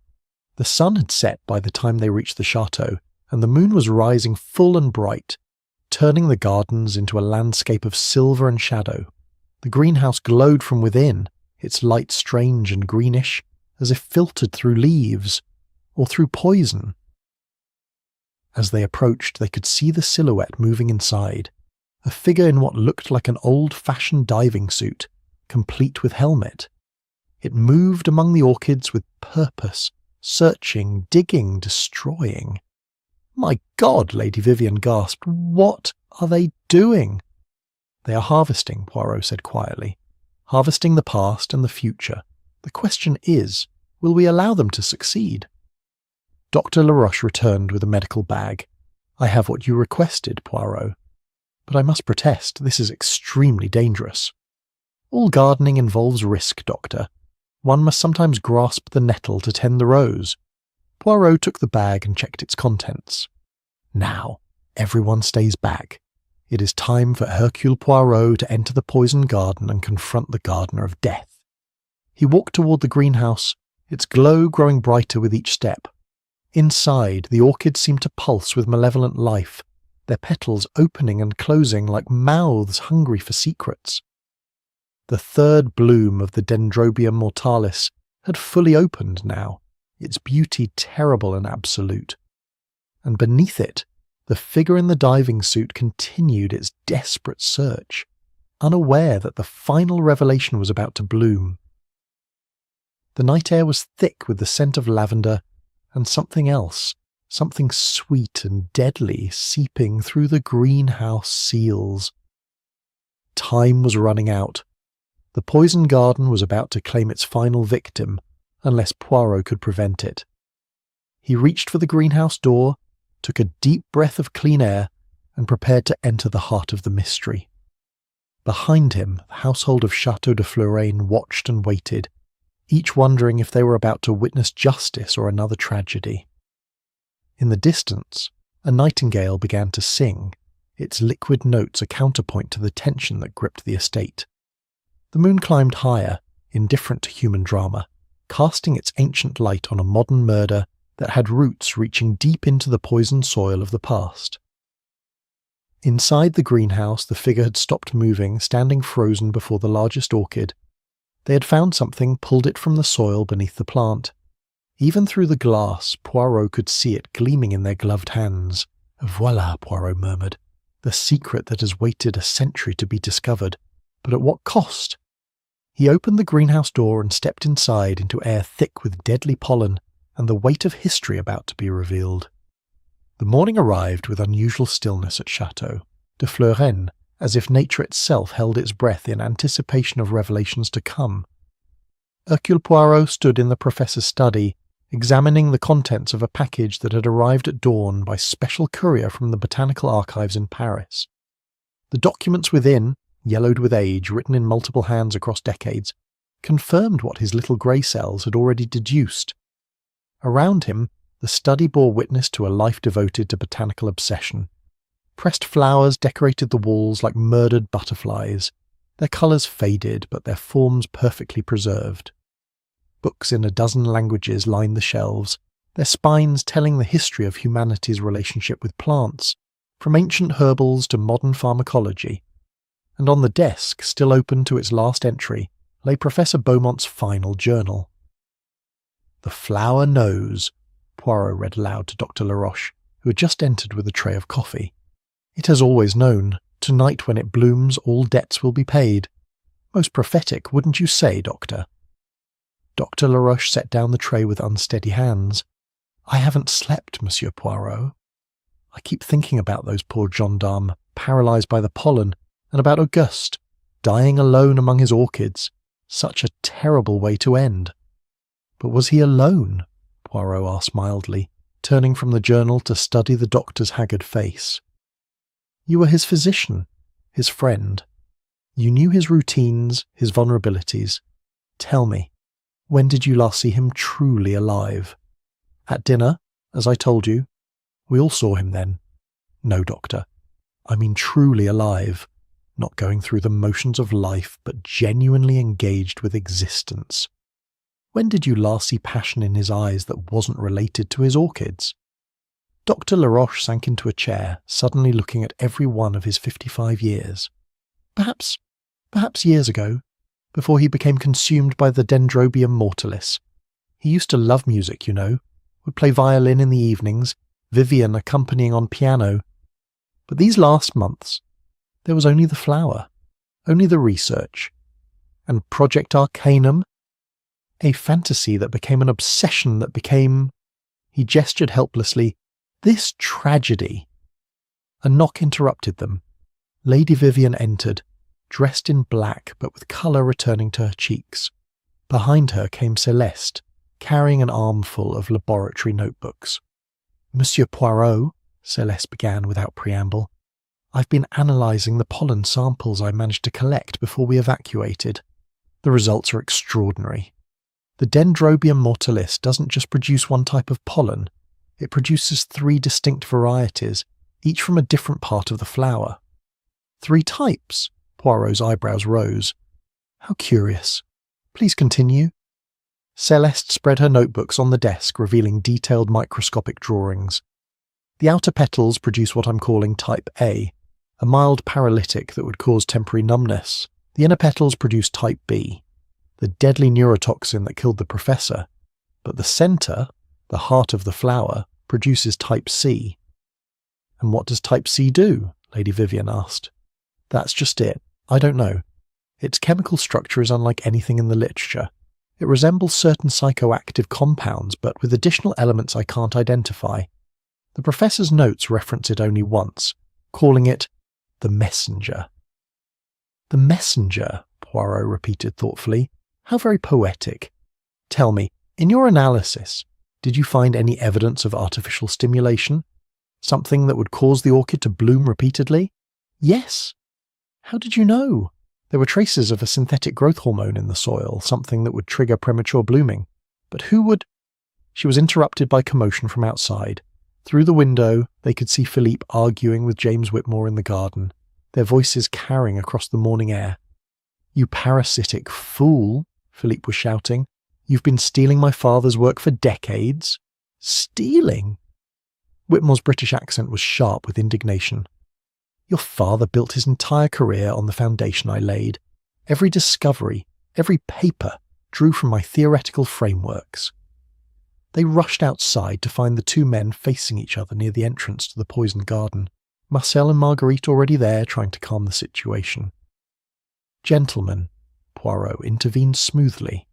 Perhaps this energy could be better directed towards solving our current predicament. The greenhouse remains sealed, but for how long? And we still have a murderer among us. Do we? Philippe turned on him. Or was it truly just an accident, as the pollen evidence suggests? My father knew the risks and chose to be there when the flower bloomed. Perhaps we're creating a murder where there was only hubris. An interesting theory, Poirot said, but it fails to account for several facts. First, the forced blooming of additional flowers. Second, the destruction of the poisoned garden. Third, the figure in the diving suit who entered the greenhouse last night despite the deadly pollen. And fourth, he paused dramatically, the letter I received this morning from the Botanical Archives in Paris. He produced the documents he'd been studying. These are employment records from 1888, the year Etienne Beaumont died. They show that a young gardener named Lucien Dubois was hired just 3 weeks before Etienne's death. But more interesting is this. A letter of recommendation for Lucien, written by one Chen Wei, a Chinese botanical scholar who had been corresponding with Etienne about rare orchids. Chen Wei? Marcel stepped forward. That name. My grandmother mentioned it once. She said there was a Chinese man who visited the estate in the early days and taught Lucien about oriental gardening techniques. More than that, Poirot continued, Chen Wei was an expert in botanical toxicology, specifically the use of plants in traditional Chinese medicine. He had written treatises on the dual nature of poisonous plants, their ability to kill or cure depending on dosage and preparation. What does this have to do with my father's death? Philippe demanded. Everything, monsieur. You see, Chen Wei didn't just visit, he lived here secretly for several years. The records show payments made to him under various pseudonyms, always for botanical consultation. He was helping Etienne Beaumont understand the true nature of the Dendrobium mortalis. Marguerite had gone very pale. How do you know all this? Because, Madame Marguerite, your maiden name wasn't Rousseau, was it? It was Chen. You are the descendant of Chen Wei. The silence that followed was absolute. Even the birds seemed to stop singing, and the morning breeze stilled as if nature itself waited for her response. Marguerite stood straighter, her usual servile posture vanishing like a discarded mask. When she spoke, her voice had lost its rural accent, revealing an educated tone that had been carefully hidden for decades. My great-grandfather was Chen Wei, yes. He came to France in 1887, brought by Etienne Beaumont to help understand the orchids he'd discovered in Borneo. But you don't know the whole truth, Monsieur Poirot. No one does. Then enlighten us, madame. She walked to the wall of the poison garden, running her hand along the stones as if drawing strength from them. Chen Wei discovered that the Dendrobium mortalis was more than just a poisonous flower. In Chinese tradition, it was called the Dream of Truth orchid. Its pollen, properly prepared, could induce visions, revelations. The indigenous people of Borneo used it in sacred ceremonies to communicate with their ancestors. Hallucinations, Dr. Laroche said dismissively. No, doctor. Something more. Chen Wei documented cases where information received in these visions proved accurate. Lost objects found, future events predicted, hidden truths revealed. He believed the orchid somehow connected human consciousness to what he called the universal memory. Mysticism, Whitmore scoffed. Perhaps. Or perhaps a scientific phenomenon we don't yet understand. Etienne Beaumont didn't die from accidental poisoning in 1888, Monsieur Poirot. He voluntarily underwent the ceremony of the Dream of Truth, seeking knowledge. But something went wrong. The dose was too high, or his body couldn't handle the toxins. He died, and Chen Wei, horrified by his role in the death, devoted his life to ensuring the orchid's secret would never be misused again. And your family has been guardians ever since, Poirot suggested. 4 generations of watchers, hiding in plain sight as servants while ensuring the Beaumont family never fully understood what they possessed. We destroyed records, misdirected research, sabotaged experiments that came too close to the truth, until Auguste. Her voice hardened. Auguste was too brilliant, too determined. He decoded Chen Wei's journals, understood the orchid's true potential. So you killed him? Lady Vivian accused. Did I? Marguerite's smile was enigmatic. Or did the flower itself decide his fate? You see, the Dendrobium mortalis has a peculiar property. It responds to human intention. Those who approach it with pure hearts, seeking knowledge for humanity's benefit, survive exposure to its pollen. Those who come with greed, with desire for power or profit, she shrugged. That's absurd, Felipe protested. Plants don't make moral judgments, don't they? Plants communicate through chemical signals, respond to music, even show preference for certain caretakers. Why couldn't a highly evolved orchid develop a defense mechanism that responds to human brain chemistry? Fear, greed, love, all produce distinct neurochemical signatures. Poirot had been silent during this exchange, but now he spoke. You speak of your ancestor with knowledge that suggests more than family stories. Madam. The details, the certainty you have Chen Wei's original documents, don't you? Marguerite hesitated, then nodded. Hidden in the chateau, yes. 3 volumes of his observations, his experiments, his warnings, and his confession about Etienne's death. Show us, Poirot commanded. She led them back into the chateau, up narrow servant stairs to the attic. In a corner, behind a false wall that opened with a hidden catch, was a small room. It was lined with shelves containing books, scrolls, and specimen jars. The air smelled of old paper and dried herbs. My sanctuary, Marguerite said simply, where I've continued Chen Wei's work. She pulled out 3 leather-bound volumes, their covers marked with Chinese characters and botanical drawings. Opening the first, she revealed pages of meticulous notes in French, Chinese, and Latin, interspersed with pressed flowers and detailed diagrams. Here, she pointed to an entry dated June 15th, 1888. Chen Wei describes the night Etienne died. They had prepared everything carefully, the correct dose, the antidotes ready, even a doctor standing by. But Etienne had secretly taken additional extract, believing more would grant greater visions. He wanted to see the future of botanical science, to make discoveries that would immortalize his name, and instead, he died. Dr. Laroche said quietly. But not before he spoke. For 3 hours, as the poison worked through his system, Etienne described visions of the future. Technologies that wouldn't exist for decades, wars not yet fought, scientific discoveries not yet made. Chen Wei recorded everything, though he thought it might be delirious. She turned pages, showing entries where certain predictions were marked with later additions. The Great War, exactly as Etienne described, the discovery of penicillin, even specific botanical finds that wouldn't happen until the 1920s. Coincidence, Whitmore insisted, though his voice lacked conviction. Perhaps. But Chen Wei believed, and he was terrified of what would happen if governments learned that the orchid could potentially reveal future events. Can you imagine? Nations would kill for such power. "Is that why you killed my husband?" Lady Vivian asked. "To protect this secret?" "Your husband was going to sell the orchid's extracts to military contractors," Marguerite replied. "He had already sent samples to 3 different laboratories. If any of them had discovered the psychoactive properties—" "You admit to murder, then?" Poirot asked. "I admit to being in the greenhouse that night. I admit to knowing the orchid would bloom. I admit to not warning Auguste when I saw him enter without protection." She met his gaze steadily. "Whether that constitutes murder is for you to decide." Celeste had been examining Chen Wei's journals with growing excitement. "These formulas, they're incredible.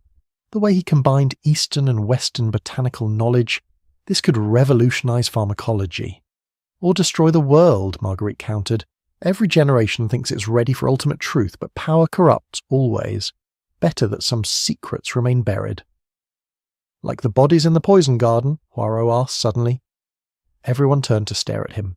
"Oh yes," he continued. "The soil analysis Dr. Laroche conducted revealed human remains. But not just any remains. The phosphate patterns suggest 3 bodies, buried at different times. One quite old, perhaps from 1888. One from approximately 1902, and one much more recent, perhaps within the last few years." Marguerite's composure finally cracked. "How could you possibly—" "Because, madam, I had the soil tested by a forensic specialist in Nice this morning. The recent remains show traces of modern dental work, including a gold crown of a type not used before 2020. But that would mean Philippe began, then stopped, his face going white." "Yes," Poirot said gently, "it would mean there has been another death, another murder connected to the orchid, one that has been completely hidden. Would you care to explain, Madame Chen Dubois? Or should I say, Madame Chen Dubois Beaumont?" The revelation hung in the air like the orchid's deadly pollen. Marguerite sank into a chair, suddenly looking ancient. "You know," she whispered, "I suspected when I saw how you looked at certain photographs in the professor's study. Not the look of a servant at her employer, but something more personal, more intimate." "We were married," Marguerite admitted, "secretly, 25 years ago, before he met Vivian, a marriage he denied, annulled, erased, when he decided a servant wife would damage his reputation." Lady Vivian gasped. "But that would mean that I am the rightful heir to everything," Marguerite continued. "The estate, the research, the fortune, all built on my family's knowledge, Chen Wei's discoveries. Auguste used us, discarded us, then had the audacity to pursue the orchid's secrets without understanding their sacred nature. And the recent body in the garden?" Poirot pressed. "My son," Marguerite's voice broke. "Not Pierre. He's my nephew, whom I raised as my own. My real son, Francois, died 3 years ago. He tried to destroy the orchids, all of them, to end this curse. But the greenhouse had been sealed, and the pollen concentration. He didn't stand a chance. Auguste knew. He helped me bury Francois in the poison garden, swore to keep the secret if I continued to serve, to stay silent. Mon Dieu, Dr. Laroche breathed. Auguste knew all this and said nothing. He was a collector, Marguerite said bitterly. He collected plants, secrets, and people. We were all just specimens to him, to be studied, categorized, controlled. The morning sun had reached its zenith, streaming through the attic windows and illuminating the dust motes that danced in the air like tiny spirits. In the distance, they could hear the sound of vehicles approaching, likely the authorities, finally coming to properly investigate the professor's death. "So we have multiple murders," Poirot summarised. Etienne in 1888, though perhaps accidental. Lucien Dubois in 1902. What was his story, madame?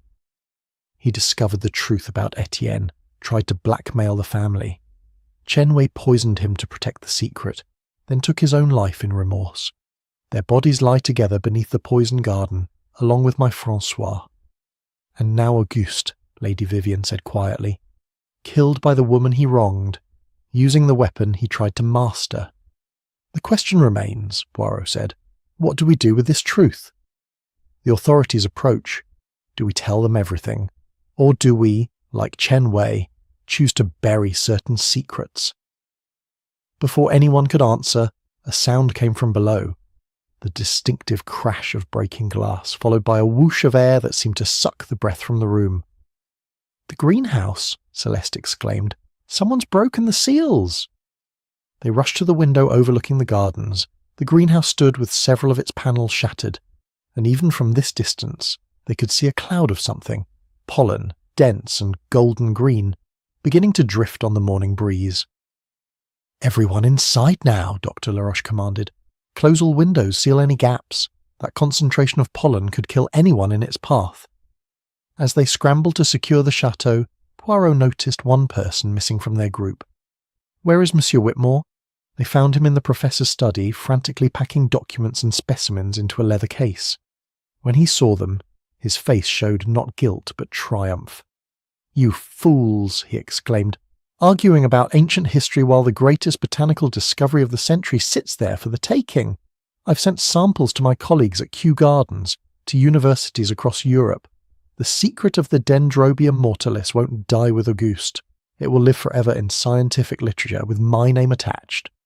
"You broke the greenhouse seals?" Philippe demanded. "Of course. The pollen will disperse within hours, becoming too diluted to be dangerous.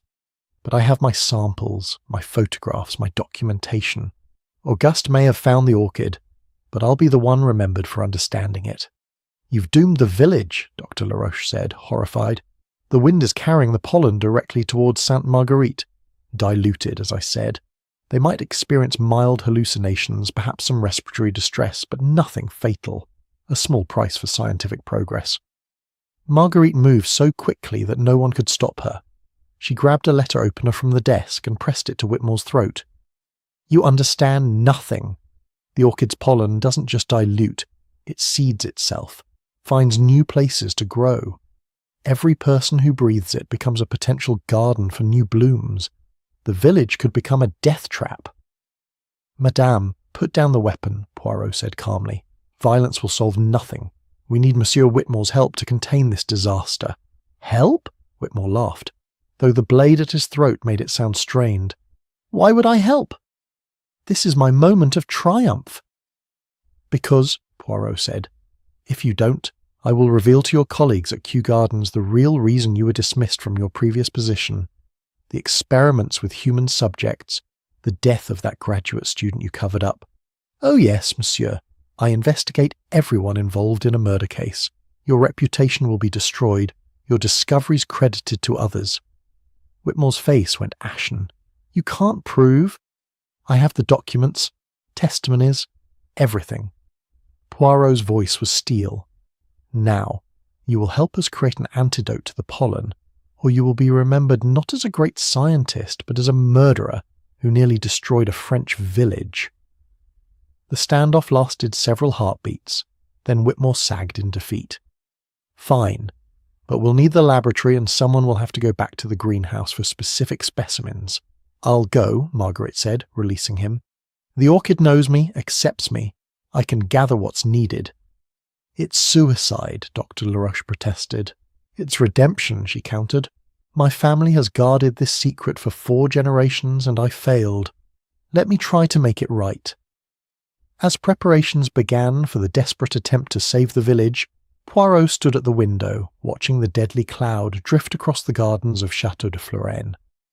The Dendrobium mortalis had finally achieved what it had been cultivating for over a century: complete release, total freedom to spread its beautiful poison wherever the wind might carry it. The question now was not who had killed Professor Beaumont, but whether anyone would survive the revenge of the flower itself. The greenhouse of Château de Florenne stood like a broken crown jewel in the afternoon sun, its shattered panels catching and throwing light in dangerous rainbows. Through the gaps in the iron and glass, the Dendrobium mortalis could be glimpsed in all its terrible glory.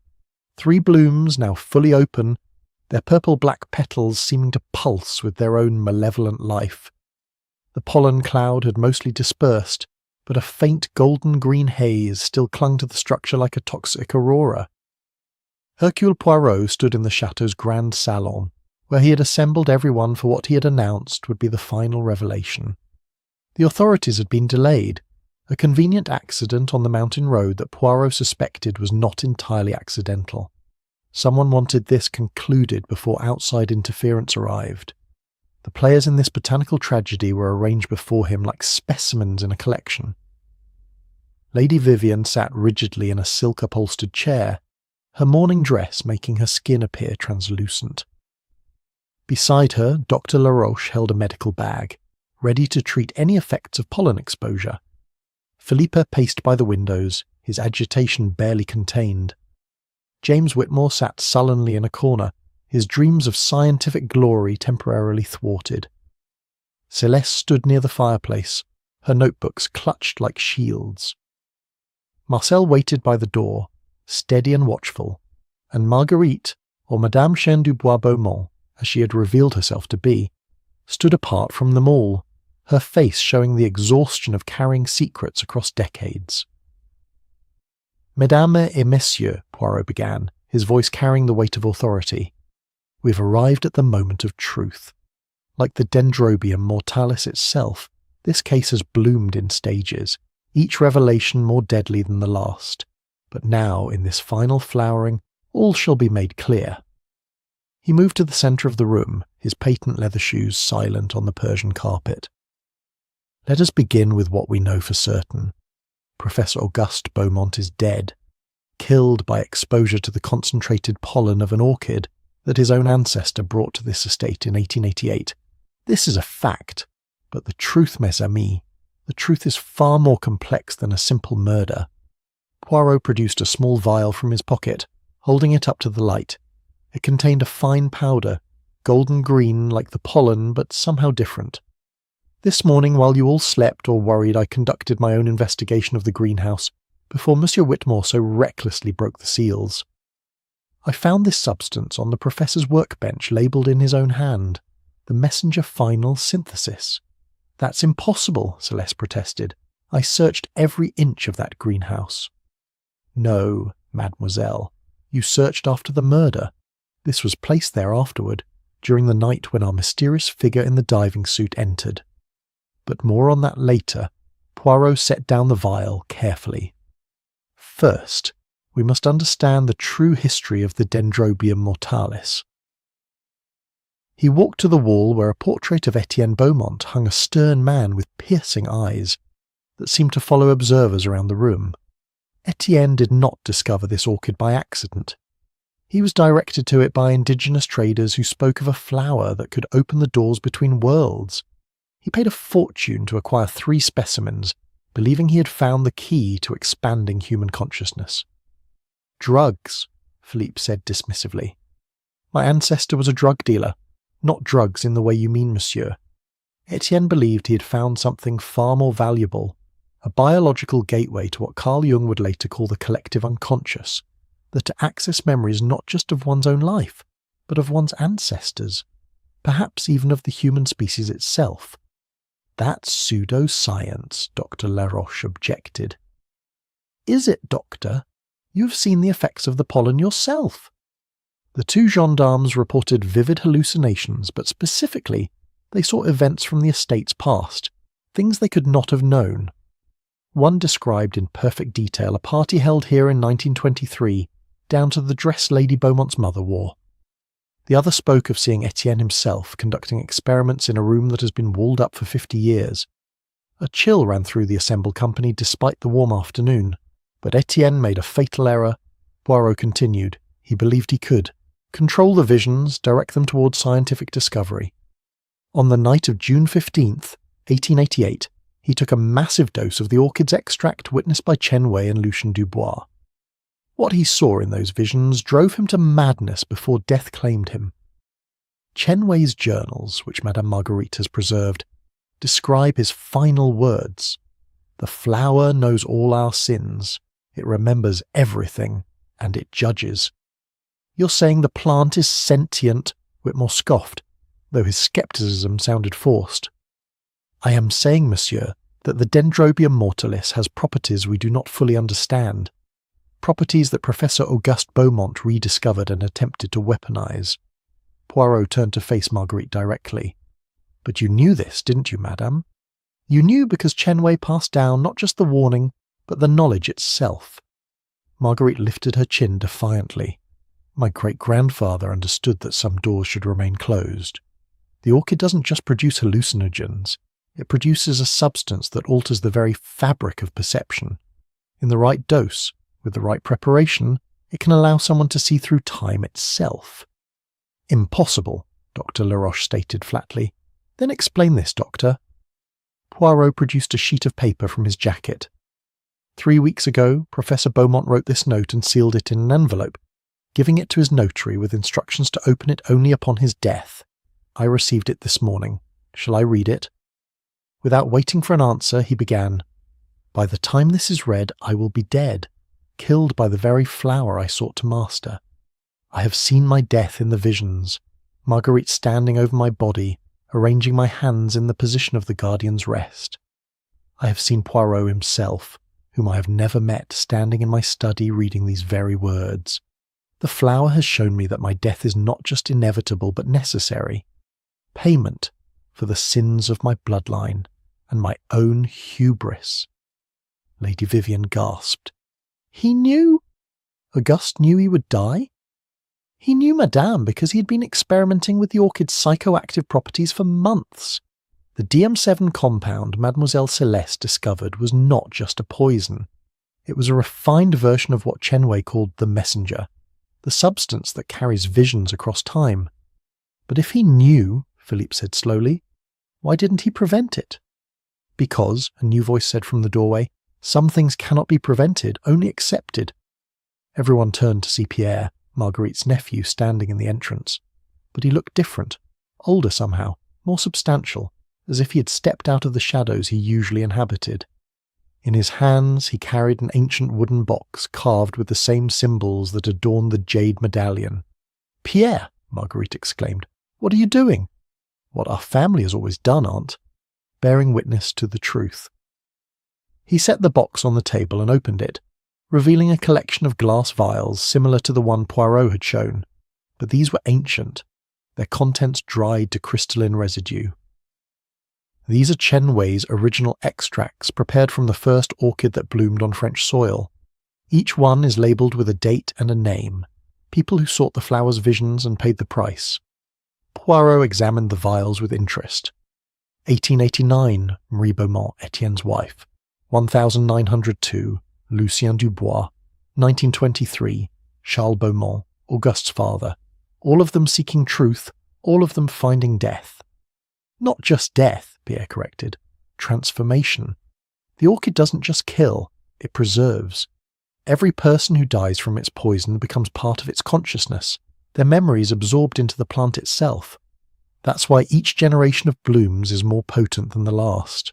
The flower remembers everyone who has ever encountered it. You're talking about botanical vampirism, Whitmore said, but his scientific curiosity was clearly piqued.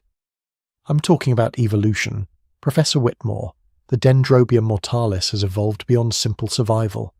It has become a living repository of human memory, growing more intelligent with each death it causes. Pierre looked directly at Poirot. That's what you realized, isn't it, monsieur, when you examined the greenhouse last night? Poirot nodded slowly. I observed something remarkable. The orchid's root system had grown in a very specific pattern, a pattern that resembled neural networks, and when I tested the soil around it, I found traces of human DNA, not just from recent contamination, but absorbed into the plant's cellular structure. The Dendrobium mortalis has been feeding on the Beaumont family for over a century, and in return it has become something unprecedented, a botanical historian of human consciousness. This is insanity, Philippe protested, but his voice lacked conviction. Is it? Poirot walked to the window, gazing out at the damaged greenhouse. Consider the facts. Every death connected to this. Orchid has occurred when someone tried to exploit its properties for personal gain. Etienne wanted scientific immortality. Lucien sought blackmail money. Charles Beaumont tried to synthesize its compounds for commercial sale. And Auguste? He turned back to face them. Auguste wanted to sell its secrets to the military. So the plant is some kind of moral arbiter? Lady Vivian asked, incredulous. Not the plant itself, madame, but perhaps something working through it. Call it nature. Call it justice. Call it the collective unconscious of the Chen Dubois line protecting their sacred trust. The mechanism matters less than the pattern. Marguerite stepped forward, her face drawn but determined. You still haven't said who killed my husband, my former husband. Was it me, as you've implied? Or was it the flower itself? Poirot smiled sadly. Ah, madame, that is the ultimate question, is it not? Who bears responsibility when ancient debts come due? He began to pace, his hands clasped behind his back. Let me tell you what I believe happened on that fatal night. The room fell silent, everyone leaning forward unconsciously. Professor Beaumont had indeed been experimenting with the orchid's extracts for months, gradually building up a tolerance to small doses. He believed he could witness the flower's final blooming while protected by this immunity. What he didn't know was that someone had been adding additional compounds to his food and drink, not to poison him, but to enhance his sensitivity to the visions. Who? Lady Vivian demanded. You, madame! The accusation hung in the air like a thunderclap. Lady Vivienne went white, then red, her hands clenching in her lap. You knew about your husband's first marriage to Marguerite, Poirot continued calmly. You found the documents months ago, and realized your own marriage might be invalid. But more than that, you had been having the visions yourself. The orchid had been calling to you, showing you glimpses of the future. You saw your husband's death, saw the chaos that would follow, and you made a choice. You're wrong, Lady Vivian whispered, but tears were streaming down her face. Am I? Then explain the botanical illustrations you've been creating. Not of plants that exist, but of hybrids that the orchid showed you in visions, plants that won't be discovered for decades. Explain the letters you wrote to your sister in England, describing dreams of Auguste's death weeks before it happened. Explain the extract of messenger compound I found hidden in your art supplies. Lady Vivian crumbled, sobbing into her hands. I didn't mean for him to die. I just wanted him to see what I had seen, to understand that the orchid was more than a specimen to be sold. In the visions, I saw wars fought with botanical weapons, cities choking on toxic pollen, humanity destroyed by its own cleverness. I thought if Auguste could see that future, he would stop his research. But instead, Poirot said gently, the visions overwhelmed him. His body, despite its tolerance, couldn't handle the psychological shock of seeing his own death, his legacy of destruction. The combination of your enhanced doses and the concentrated pollen from the blooming flower created a perfect storm of toxicity. So it was me, Lady Vivian said brokenly. I killed him. No, madame. You were merely one instrument in an orchestral performance that has been playing for over a century. Poirot turned to Marguerite. You also played your part, ensuring the greenhouse would be sealed at just the right moment, arranging Auguste's body in the Guardian's position not out of respect, but as a signal to others who understand the old ways. Marguerite nodded slowly. I won't deny it. When I saw him dying, I could have called for help.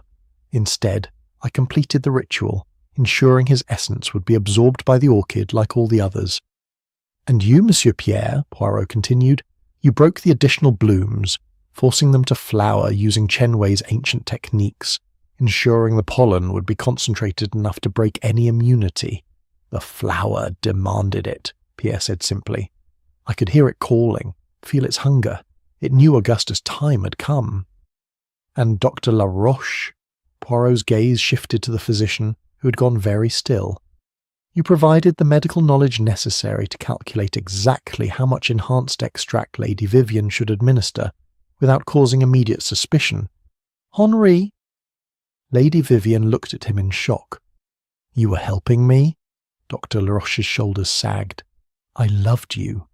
Vivienne, I've loved you since the day Auguste introduced us. When you came to me with your visions, your fears about the weapons Auguste was creating, I couldn't refuse. I told myself we were saving lives, preventing a catastrophe. And Mademoiselle Celeste Poirot turned to the young scientist. You destroyed crucial research notes that would have allowed the military contractors to synthesize the compounds. Without the living orchid, Celeste lifted her chin. I'm not sorry. Some knowledge is too dangerous to exist. Even you, Monsieur Whitmore, Poirot said to the British botanist, you played a role. Your rivalry with Auguste pushed him to take greater risks, to rush his experiments before you could claim credit. Your presence here during the crucial week created the pressure that precipitated the tragedy. And what of Marcel? Philippe asked, looking at the gardener. Was he part of this conspiracy too? Marcel, Poirot said thoughtfully, was perhaps the only truly innocent one among us. He simply tended his plants and discovered the body, becoming an unwitting witness to a drama written long before he was born. Marcel shifted uncomfortably. Not entirely innocent, monsieur. I knew about the old passages, the buried bodies. My family has known for generations. We chose silence, chose to tend our gardens and ignore the secrets beneath. That's its own kind of guilt. And me? Philippe asked bitterly. What was my role in this grand design? You, monsieur, were the catalyst. Your arrival, your anger about the inheritance, your threat to expose your father's illegal first marriage. All of this created the urgency that triggered the final act. The orchid knew through the collective consciousness of all who had touched it that the time had come for the Beaumont line's reckoning. Philippe laughed, a sound devoid of humour. So we're all guilty. We all killed my father. Or perhaps, Poirot said quietly, your father killed himself through a lifetime of choices that led inevitably to that moment in the greenhouse. The ancient Greeks had a word, hubris, the pride that brings about one's own destruction. Auguste Beaumont believed he could master nature's deadliest secret, monetize it, weaponize it. The Dendrobium mortalis simply showed him the futility of that ambition. A long silence fell over the room. Outside, clouds had gathered, and the first drops of rain began to fall, pattering against the windows like fingertips tapping for entry. What happens now? Lady Vivian asked finally. Do we tell the authorities everything? What would we tell them? Poirot asked. That plant committed murder? That half the household participated in an unconscious conspiracy orchestrated by an orchid with inherited memories? They would think us all mad. Then we lie. We tell a different truth. Professor Beaumont died from accidental exposure to toxic pollen while conducting dangerous experiments. The greenhouse must be destroyed to prevent further contamination. The research notes have been mysteriously destroyed, making it impossible to replicate his work. The estate will pass to Philippe, who will ensure that the poison garden is permanently sealed and the grounds made safe. And the orchid? Marguerite asked. The Dendrobium mortalis? It has already been moved, Pierre announced, surprising everyone. Last night, while you all slept, I transplanted the 3 blooming specimens to a location known only to our family. They will be guarded, as Chen Wei intended, hidden from those who would abuse their power. You had no right, Philippe began angrily. I had every right, Pierre interrupted. My family has been guardians for 4 generations. That responsibility doesn't end because one Beaumont is dead and another inherits. Poirot walked to the centre of the room, commanding attention. Ladies and gentlemen, we stand at a crossroads. We can pursue justice in the traditional sense: accusations, trials, imprisonments, or we can acknowledge that justice has already been served in a way older and stranger than our legal systems recognise. The choice is yours. One by one, they made their decisions. Lady Vivian, broken by grief and guilt, agreed to leave France. returning to England to live quietly with her sister. Dr. Laroche would accompany her, not as her lover but as her physician, helping her deal with the psychological effects of her exposure to the orchid's visions. James Whitmore, his scientific ambitions thwarted but his reputation intact, agreed to return to Kew Gardens and never speak of the Dendrobium mortalis again, in exchange for a generous research grant from the Beaumont estate. Celeste would take a position at a university in Switzerland, far from the temptations of the greenhouse and its secrets. Her brilliant mind would be directed towards safer botanical pursuits, though she would always carry the knowledge of what plants were truly capable of. Philippe would inherit the estate as planned, but with the understanding that certain areas would remain off-limits, certain stories would remain untold. He would modernise the chateau, perhaps turn it into a museum or hotel, but the poisoned garden would be concreted over, its deadly residence sealed beneath metres of stone. Marguerite and Pierre would disappear not dramatically but quietly, taking positions at another estate, under different names, continuing their family's ancient duty in a new location. The Chenway line would endure as it always had in shadow and service, and Marcel would remain, the last witness to the truth, tending gardens that held no more terrible secrets, only the ordinary magic of growth and bloom, and death and rebirth that all gardens possess. As the assembly dispersed to prepare for their various departures, Poirot stood alone in the salon, looking at Etienne Beaumont's portrait. The painted eyes seemed to hold a glimmer of approval, or perhaps it was just the way the fading light caught the oils. "Monsieur Poirot," Celeste had returned, holding a small wrapped package. "I found this in the professor's laboratory, addressed to you. It's dated 3 weeks ago, before you were even contacted about the case." Poirot opened it carefully. Inside was a single dried orchid, not the deadly Dendrobium mortalis, but a simple, beautiful Phalaenopsis. With it was a note in Auguste's hand. "To the great Hercule Poirot, who will inevitably be called to investigate my death. This orchid is harmless. It holds no visions, no poisons, no secrets. It is simply beautiful. That is what I forgot in my obsession with power and knowledge. Sometimes beauty is enough. Sometimes the greatest discovery is choosing not to discover. Thank you for understanding what I could not." Poirot held the dried flower gently, feeling its papery petals. Outside, the rain had stopped, and a rainbow arced across the valley, touching the spot where the greenhouse stood. Already Marcel and his team were preparing to demolish it, to end the reign of the Dendrobium mortalis at Château de Florenne. But Poirot knew, as did they all in their hearts, that you cannot truly destroy such power. Somewhere, in a location known only to the Chenway guardians, 3 orchids bloomed in eternal beauty and terror, their roots deep in soil enriched by generations of secrets, their petals holding visions of futures that might yet come to pass. The case of the Garden of Secrets was closed, but its mysteries would bloom forever in the minds of those who had witnessed them. As Poirot walked through the gardens one last time, he could smell the evening perfume of jasmine and roses, innocent flowers that held no dark purpose. Yet even they seemed different now, touched by the knowledge of what their kind was capable of, what botanical life could become given enough time, enough death, enough human ambition to feed upon. The sun set behind the mountains, painting the sky in shades of purple and gold reminiscent of the Dendrobium mortalis's deadly petals. In the village below, people went about their evening routines, unaware of how close they had come to catastrophe, unaware that above them, in a chateau that had stood for centuries, a different kind of justice had been served, older than law, stranger than fiction, as natural and terrible as the turning of seasons. Poirot paused at the gate, looking back one final time at Château de Florenne. In an upper window he thought he saw a figure, perhaps Marguerite, perhaps a shadow, perhaps the ghost of Chen Wei still keeping watch. He touched his hat in a small salute to the guardians, living and dead, then walked on into the gathering dusk.